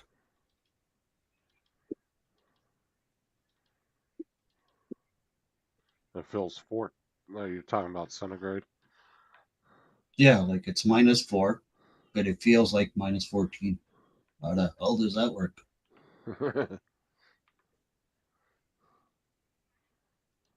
It is chilly outside because our furnace keeps going on. But I'm glad we didn't get all that snow. Paul's gonna have it. Yeah, can we're keep gonna it. get it. It missed us. Calgary, Saskatchewan. I don't know if you guys know where that is, but anyway, yeah. West of us, they got it really good. How much did they get? Oh, they got lots. They got lots. They Inches, had so inches or feet? the inches, but they got lots. But they were not ready for it. Like some people still had the summer tires and stuff. There was lots of accidents and stuff. But we were supposed to get 2, and it just went behind us. Dre, you never get snow down there, do you? Rare he's not- occasions, very, very rare occasions. Like I said, we had snow, was it about 2 years ago, that actually covered even where I'm at. Justin know where I'm talking about in a second. I live about, let's say, close to 4 to 5 miles from the Cahoon Pass, where the 15 freeway and 215 freeway split. And usually that's at 3,000. Is that 3,000? I think it's 2,000 foot level. And we might get a little dusting there, each year, but nothing that sticks on the ground. It's like, overnight dusting, and it goes away when the sun comes up. But 2 years ago, I think I did a video with one of my drones that we actually had a nice little snow Wow. and everything. But it doesn't happen like annually like what you get. You know for sure you're gonna get snow. Just a matter of how much in an amount of time. Mhm. But yeah, it's very rare. And how It's much not work, great. and how much work you have to do to clean everything off? None. Because like I said, most time when it hits the ground, like the streets, it melts off right away. It turns into slush instantly, and in other words, we don't have the overnight freezing like you guys get. Okay. We don't get the ice build up or anything like that. It just looked at nice that we had a little snow that one time, and all the grass in the front yard had snow on it and stuff. Everybody was outside making snowmans. Yeah, that kind of stuff. Why it last? Like I say, the next day it was all gone. It's like somebody came through with a snow machine and blew all the front yards, all the houses, and then the next day was gone. Perfect Wow. cleanup crew. Yeah, we used to get a lot of snow, but up in the mountains around the desert.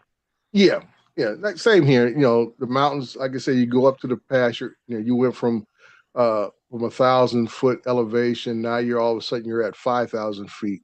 Going to a higher desert in the mountains, and it looks nice because you're down here and all you see is the mountains with the snow cap.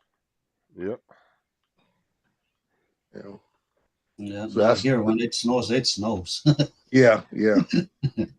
Believe me, I've been in some places. Like I said, I went to college in Logan, Utah, stationed in Portsmouth, New Hampshire, and even in Portland, Oregon. Yeah, so I know what it is about snow and ice, and that's why I say look for places to live when I retire. Those are those kind of places I don't look at.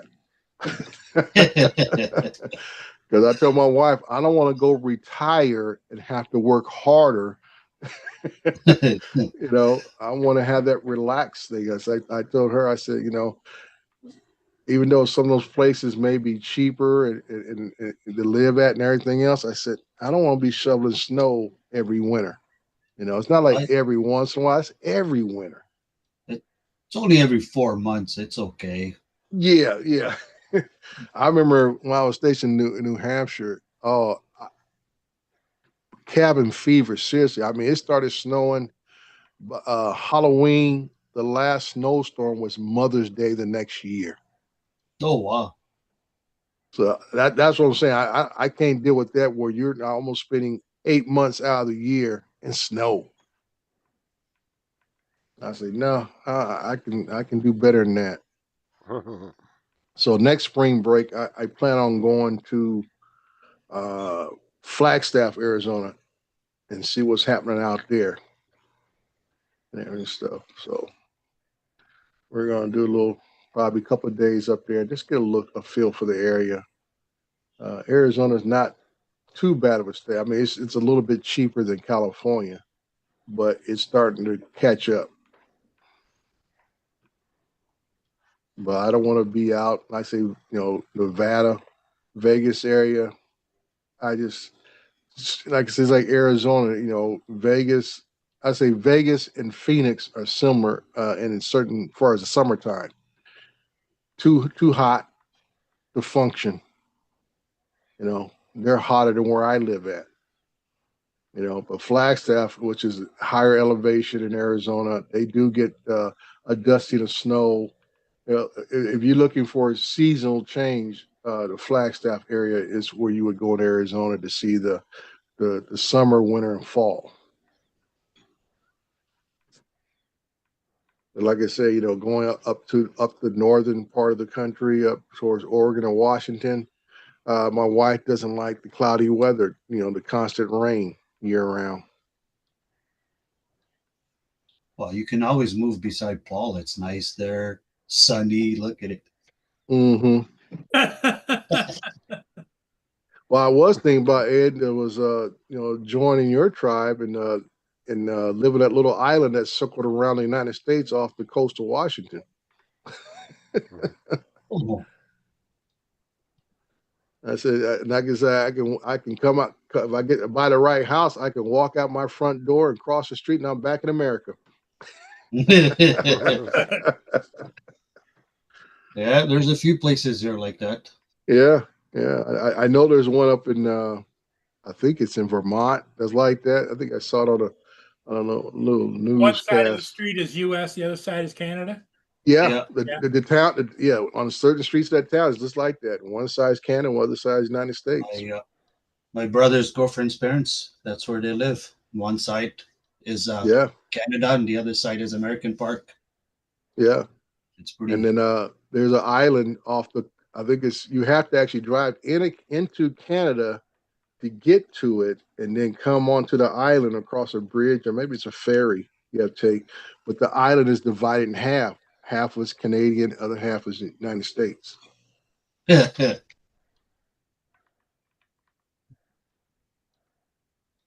You can always move to Portugal. It's good there. That's what I hear. Portugal and that weather there is so I said Mediterranean weather. I don't know. Living abroad has just never really thrilled me. I don't have no great desire for it and stuff. like I say, I have to call myself. I am a spoiled American, you know, and all the I would say the amenities is what I would miss. You know, I know, you know, you talk about Lisbon and other places in Portugal, or even somewhere else, places in Italy where you get the nice temperate weather, but you know what? A lot of that stuff is very old, you know, and it's just like it's all to me. It'd be like moving into a cave. Is the best way I can put it. Living in a cave. You'd be a caveman, huh? That's why I vision it because I mean, you look at that stuff. I look at all the documentaries about these places, and I'm looking at everybody said, "Ooh, the oohs and ahs of living abroad and this and that." And I'm like, dude, I don't want to live in a house where I gotta be where what I gotta pull some big chain from the ceiling to flush the toilet, and electricity is maybe working, you know, 10 to 12 hours out of the day and stuff. And I'm like, no, no, no, no. Oh, Dre, everything has changed. They don't have no more those sticks to start a fire, nothing like that no more. Well, I mean, they do, but I'm just saying that, you know, some of these places, I mean, there's places in Italy where they're actually giving away houses and stuff if you come live in their country, you know, for free. But it's in these old communities, these old little small villages that, you know, it's like, man, dude, you flip a switch, you might have a bonfire in your hand.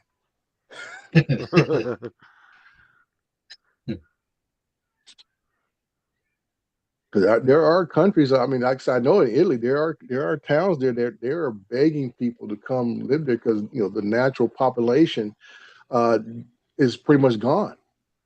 You know, my thing, if all of your young people got up and left, there's a reason behind that. Hey, So Justin, there, do you miss living out west? I mean, not really, no. You, you know what, Dre? I came here when I was 14 mm-hmm, to Canada, and I'm 50 now. mm-hmm. And man, do I miss back there. I still remember lots. Like they have everything. Like you see videos on YouTube or my aunt sent videos, whatever. They got everything that we have here, even Mm-hmm. sometimes more and better. And Yeah, you don't have to drive 10 hours to go to a nice beach. Over there, you can yeah, just. yeah. I mean, there are some nice places, and like I say, that's when the cost factor grows quite a bit. You know, and you live in the more modern cities, the more, you know, close to the resort, I would say resort or the, I guess you go vacation areas, you know, close to beaches and all that kind of stuff. But like I say, you know, when you want to live abroad, you're trying to save money, not spend up all your money.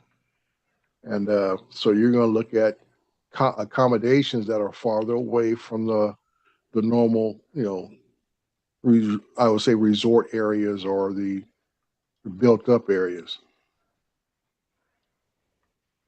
And that's one thing I know my wife would love it, you know, because you always see these, you know, videos of these other, I would say, old world places where the streets are so narrow, having a vehicle is non-existent, and everything is so close that everything you can walk to.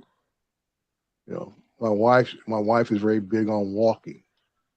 You know, now you notice I said my wife is not me. Now, how many kids do you have living with you, Dre?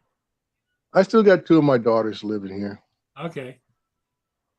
So I mean, if we left to go live abroad or something like that, or even just left to go to another state, and we'll still keep this house and we'll give it to one of the kids and stuff.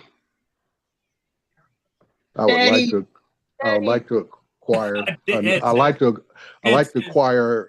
My wife has a aunt. She is the last sibling of that side of her family of her mom's sibling, and she has a house in the city next door, Rialto, California. And I would love to buy that house where it's at, and you know, just keep it in the family because she has no. Well, she has a daughter. I mean, she's in her 90s. Her daughter's in her 70s, and her daughter already has a house in Santa Ana, California. So you know, I don't know what the plan is for that because there is no grandchildren. or anything like that. And like I said, there is no other siblings because the daughter was an only child. So I just hate to see good property uh, get wasted away or sold off when it could be a asset. Yeah. Just like in your family situation, Paul, you know, you and your brother got properties, you know, Yep. and as long as I said it gave you a place to live and, you know, didn't hurt you financially because the house was paid for. So you just keep up on the maintenance and the property tax on it. And the same way Exactly. with your brother.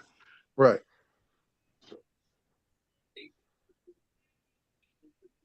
Living international is a rich person's game. He just sold his house up north, Terry. Is that what that whole situation was with the Yeah. lawyer? Yeah. Yeah. Why did you need to be involved in it though? Because I was a sibling and evidently their will wasn't perfect. It didn't I was still listed in the will because both properties were in the will. I had to sign. Right. Yeah. That's why I figured as much that, you know, it was something with the will and you just had to sign away your rights Yeah. to that. Yeah. But it was good that I hope, you know, that you got some legal advice on that just to make sure. One, you want to make sure you're not holding the bag on something that's going to cost you. And secondly, you make sure that, you know, if you have anything coming to you, get it. Yeah. And that's it.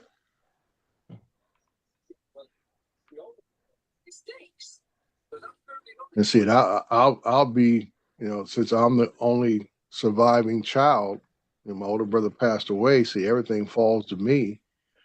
We do have a family trust, but like I say, even if they didn't, everything would still fall to me as the only surviving child.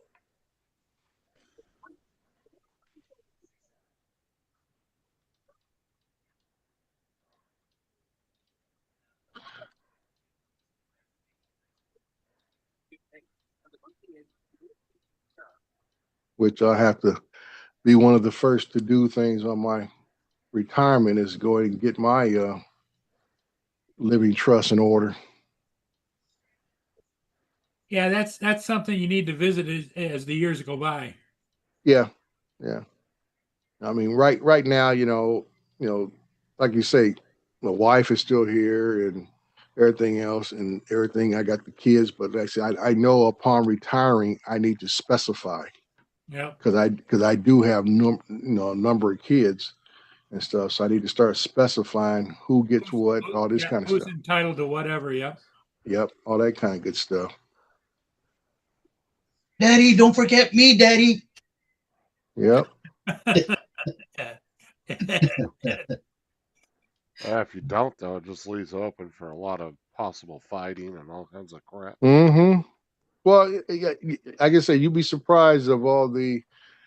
I guess I deem it as old grudges, even Yeah. among siblings.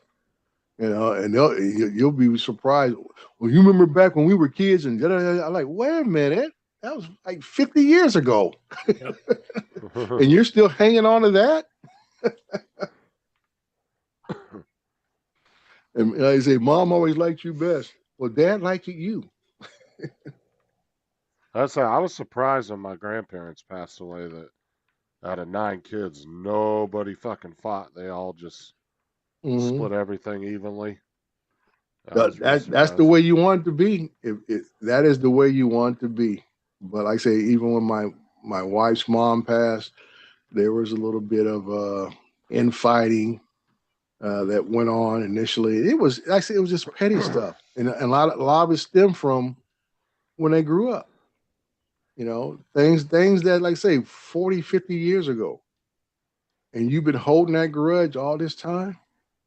There's always one in the family that does that. Yeah. It happened to us when my parents passed away. Yeah, and like I said, I heard it, you know, from other people say the same thing. Well, yeah, it's just that one brother or one sister that just felt like they were never treated the same as everybody else. Now they want to get paid back. more than Mhm. everybody else. I'm like, get out of here. That's why I'm kind of glad I am the only one and stuff. I still have some obligations as far as taking care of some people, but yeah, I don't. It's not going to be no arguments of who gets what.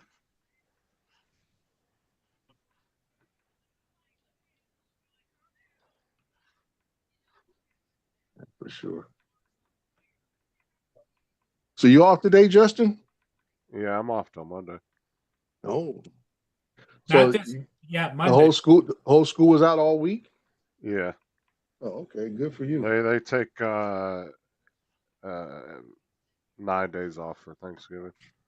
Then he comes Not. back for what, 2 weeks and then, or 3 weeks, and then you're off again for a month, right? I'm just saying Um, 9 days. Yeah, it's 2 What? weekends and then the 5 days during Thanksgiving. Oh, okay, okay. 4 of those days are weekends. So Yeah, that's why I figured. I said 9 days. I'm thinking of 9 working days. I'm like, dang, dude, how much turkey y'all eating over there?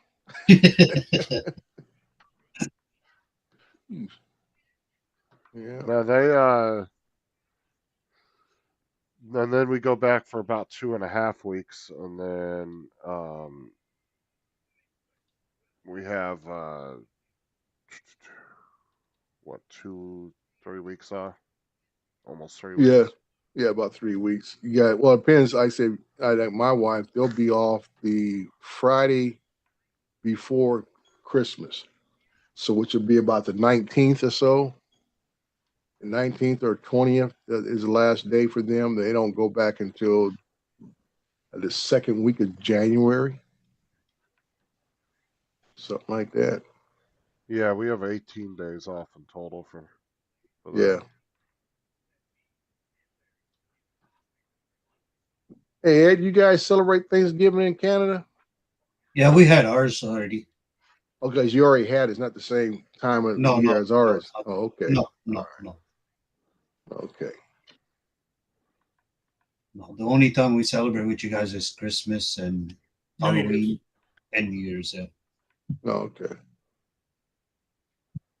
Well, And- you have the same Easter too, don't you? Yeah, yeah, but not. You guys don't have July 1st, eh? No, Yeah. Yeah. that's You your guys 4th get of July, right? you guys get the 4th.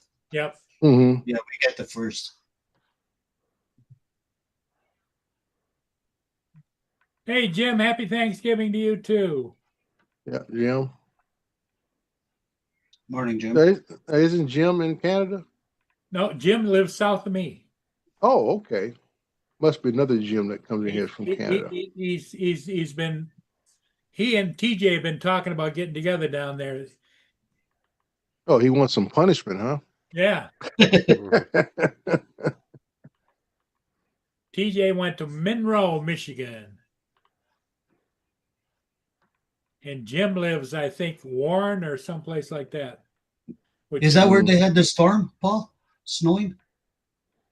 Where TJ is? I think you're supposed to get snow, yeah.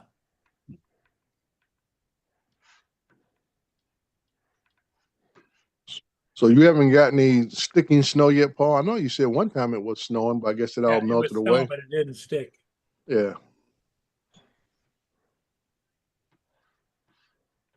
It was started off as raining and then it's turned over to spitting rain and snow and then a little bit of snow and then after that it stopped. Mm. Okay. But we could get just a little bit of snow today yet.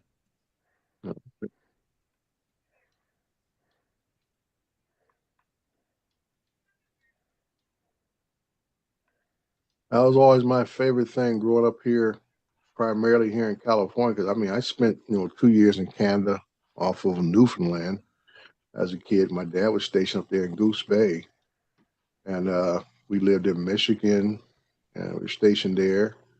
And so I think where else we were stationed where it snowed? I think I was born where it snowed in Missouri. But being out here in California, it always made Christmas nights.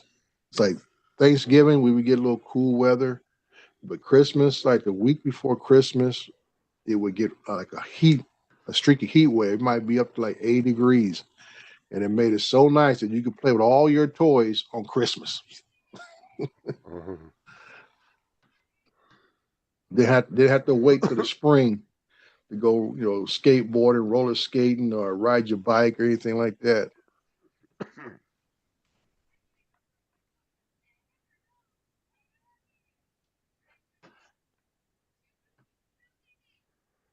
There's a little bit of snow maybe going to touch us at 4 o'clock, but you can see it sweeping down. Uh-huh.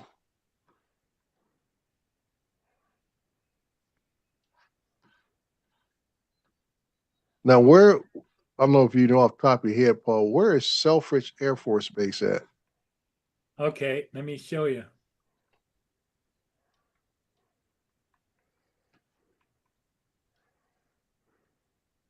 Selfridge is right down in here.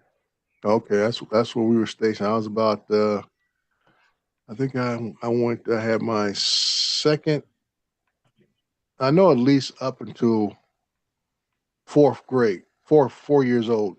Yeah. From, 2 years old to 4 years old, I was, we were stationed there. There's Selfridge right there. Yeah. Okay.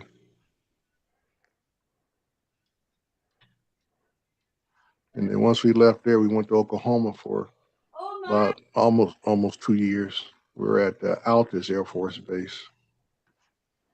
Oh my goodness.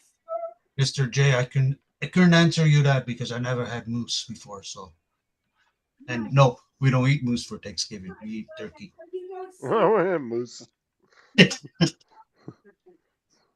Does it taste like pig's feet? I don't know. Never had pig's Wow. feet, so I wouldn't know.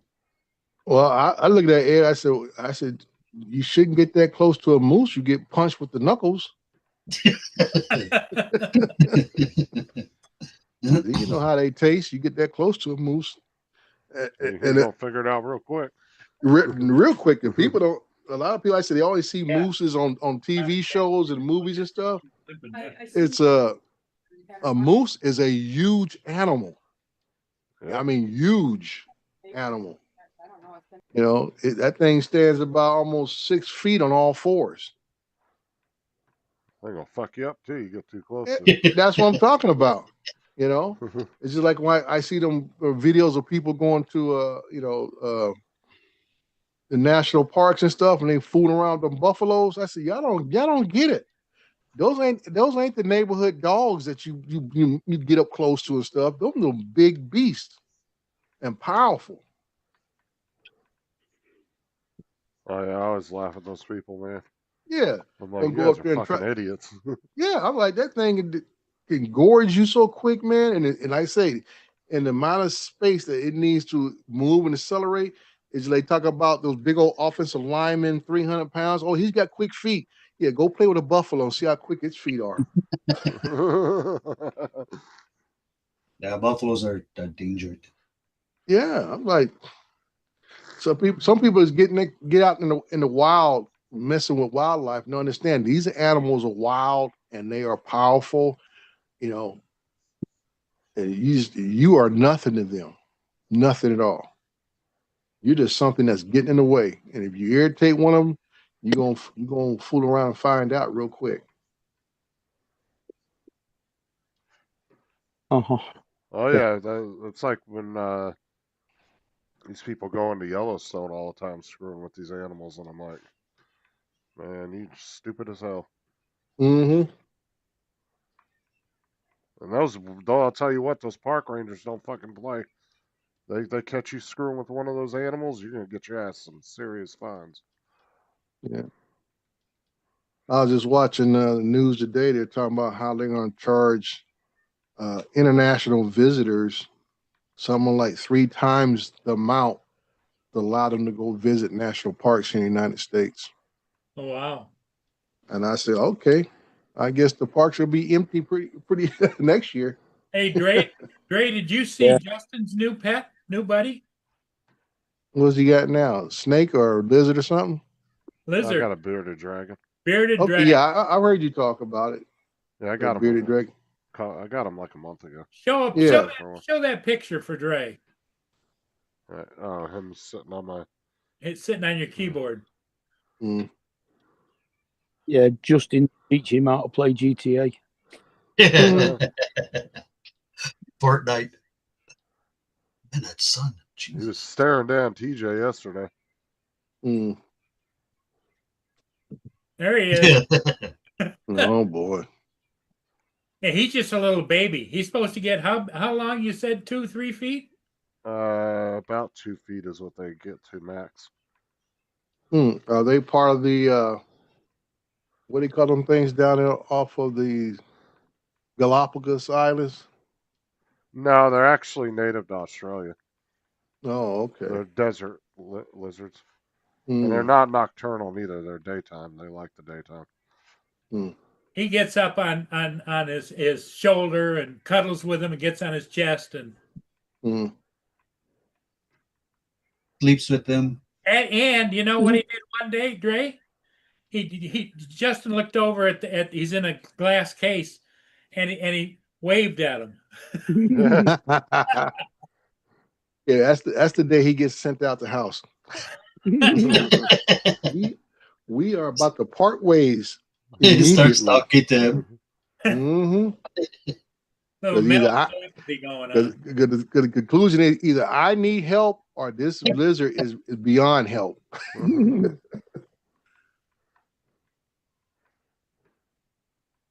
Yeah, that's his new buddy. His name is Doug. Doug. Sir Douglas. Sir Douglas Alexander. Oh, Sir Douglas Alexander. What is the baptism? Mm. Trying to. Oh man. Sarah named him. Mm. Justin Heath keeps having to go to the store to buy crickets to feed him. Oh, yeah, he loves his crickets. Why don't you get a big container, like one of those what do you call those freaking things? You know, where you put your leaves. Here we use the big bins. Well, the lid. compost. Well, they're most like compost, yeah, but they're just a Yeah. garbage bin. Right. And with the lid, cut a little hole, put a screen on it, and put some grasshoppers in there and let it grow. Actually, that's what I'm going to look at today. Get lots of egg cartons, throw them in there, and just throw some salad in there. They'll just carrots. They'll eat on that stuff, man, and they'll produce just like. That's what Justin said before. He went and checked in where he has a crickets in a container, and he says he emptied it out, and there was little baby crickets the size of pinheads in there. Mm. Yeah, they grow. They grow lots. It's just that you're gonna hear lots. Eep beep beep beep beep. Yeah.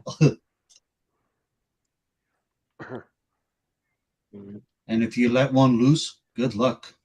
I've had a couple get out, and I don't know where they went to. They got some loose somewhere in the house. They're chirping all over the place. Especially at nighttime, yeah. Beep beep. That's one thing I hate about the summertime, man. Them things get in the house and you be going through your whole house trying to follow that sound. Where the heck you at? Because I'm going to kill you.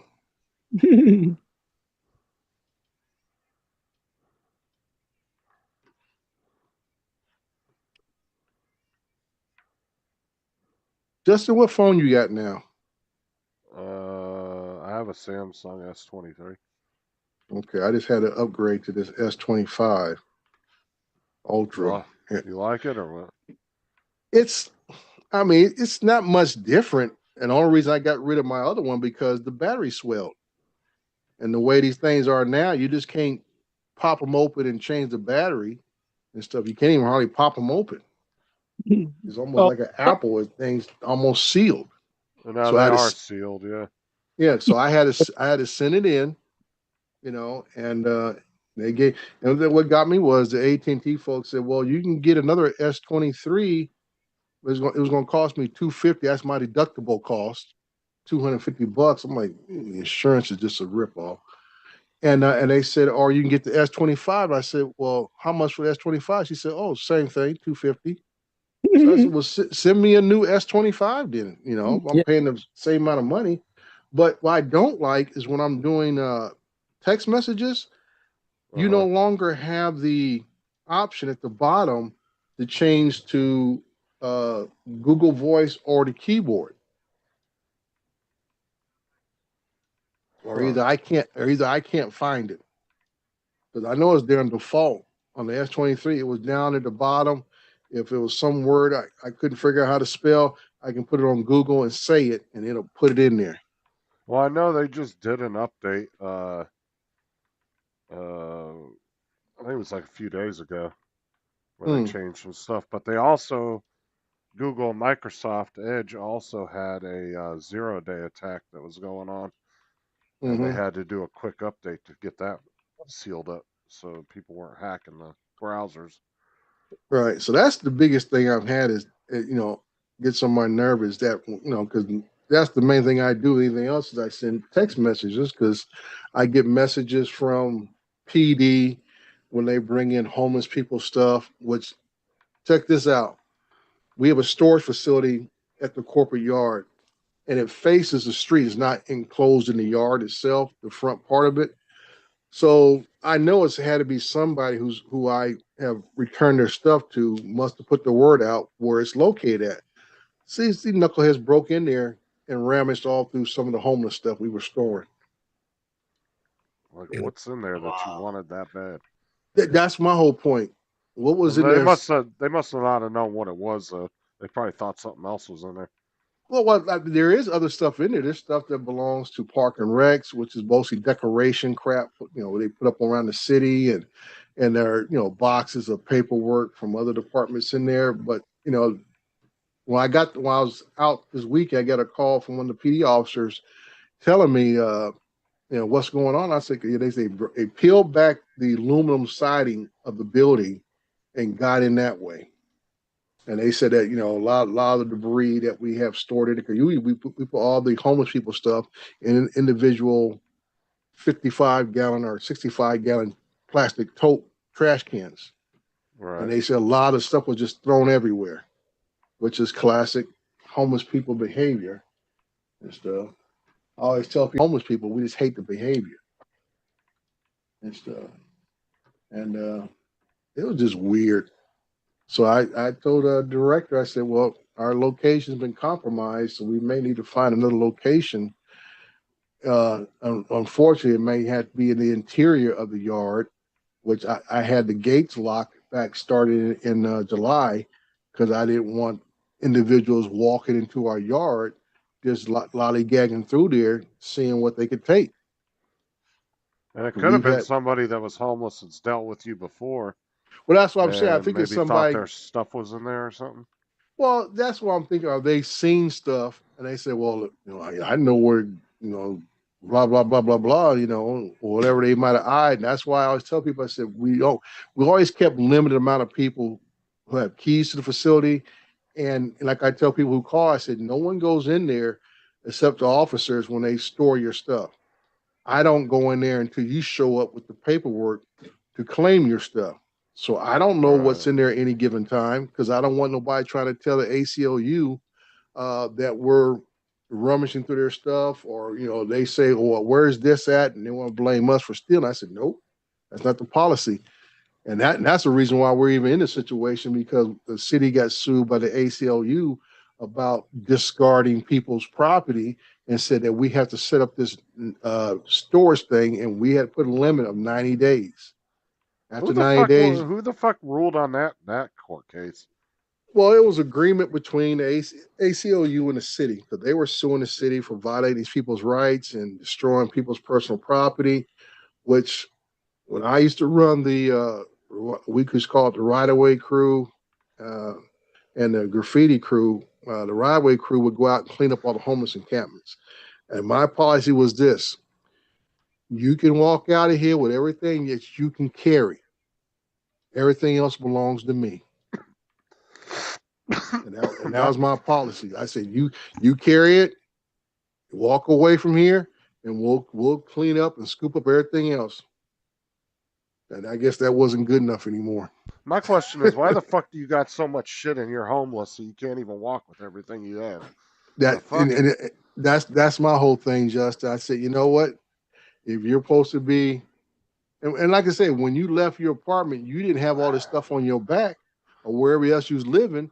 You have accumulated this stuff wherever you're camping out at under some bridge or some park or wherever you else is at. You have used this as a little base location for you to go scavenging across wherever your terrain is to go bring this stuff here. Yeah, that's wild, dude. Like, if I was homeless, I'd want to be like limited.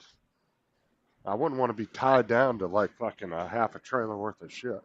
Yeah, and like I said, these folks, a lot of them have gone from whatever they were, living at to living in cars, from losing a car or mobile home or whatever, motor home, to being on the streets itself. And now they always want to click, bring all their stuff with them. And I'm like, same thing. I'm telling these officers, some of the stuff y'all bring in here, I don't want in here. It's like I got a picture of the day. A guy brought in a small freezer and some type of propane tank. I said, why are you bringing this crap in here? I said, we don't want to store no freezer because I don't know what's in it or when the last time it's been cleaned. So now you're bringing in bacteria into my storage area. And a propane tank, I said, no, I don't want that stuff. It may not be a good tank, could be leaking out or anything else. Right. I'm like, and some of them are hard because I even had the deputy chief down there last week, and he was agreeing. He said, yeah, some of this stuff they need to stop bringing in. I said, some of this stuff need to be just destroyed, saying we'll keep your backpacks or whatever your documents you have, and maybe some clothing that you got in trash bags. All this, I play Steph. Justin, I got solar panels, portable solar panels that officers have brought in with other junk. And that's how they're powering some of this stuff. And then the one guy had a whole bunch of VHS tapes. Now I'm thinking, why the heck you got VHS tapes? And like, you need a VCR, dude. Dude, is you doing like Castaway? He's using his rope. I don't know what he's doing, dude. I don't know. I just shake, and I'm looking at all. I said, why are you guys bringing this crap in here for? You remember Castaway? That's what he did with the box of VHS tapes. He was using it as like rope. He was tying shit off with it.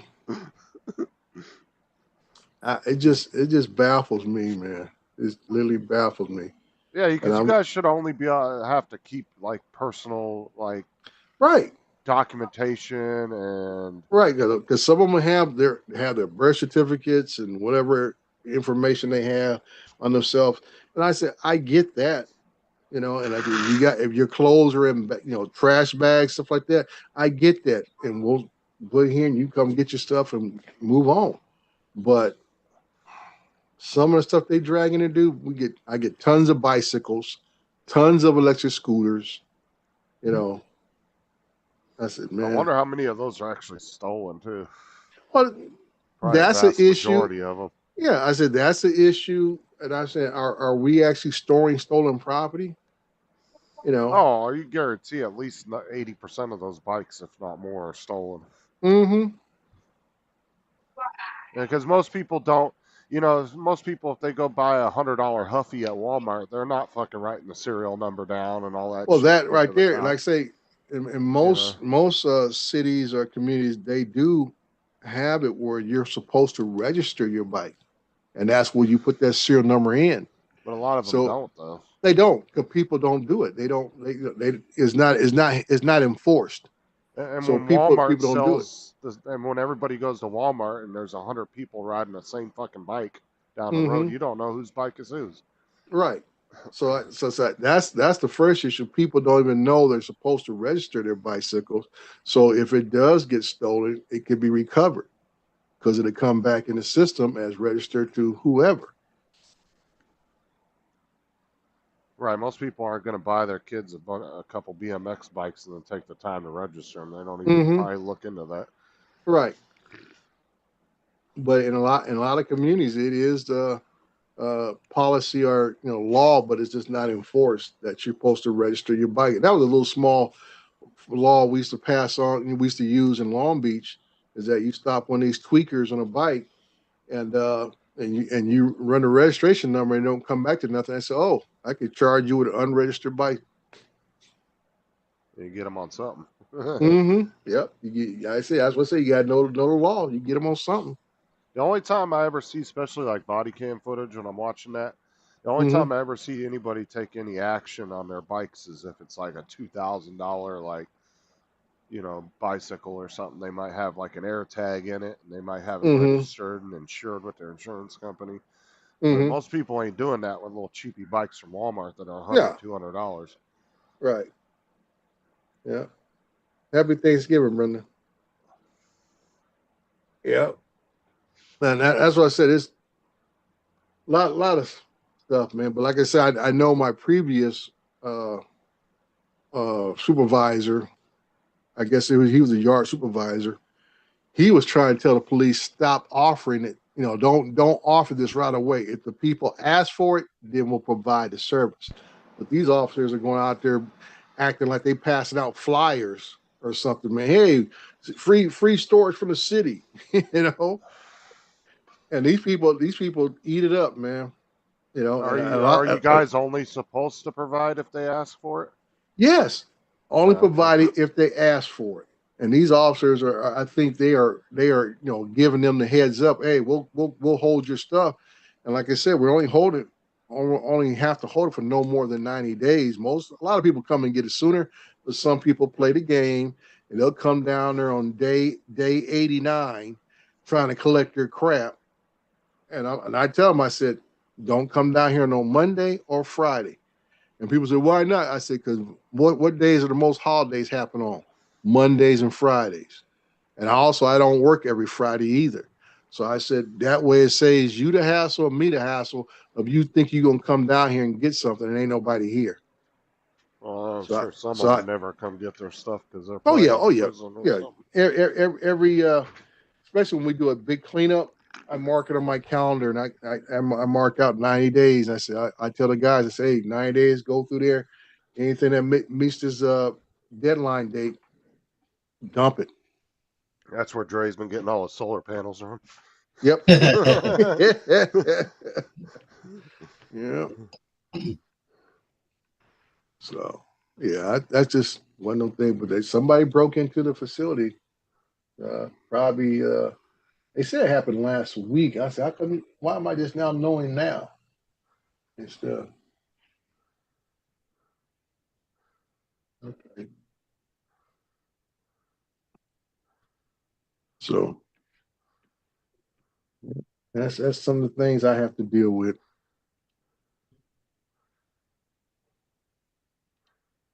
Well, Hey, guys, Paul, I think I'm going to call it, Dre. I usually say, Paul, I'm about to get off here. So Okay. you guys have a good one. Hey, Mark, Dre, have a good thanks one, for Dre. being here. Ed, Justin, thank you so much, my friend. All right. We'll see all of you again later today. Yep. See you later, guys. Bye for now. Have fun.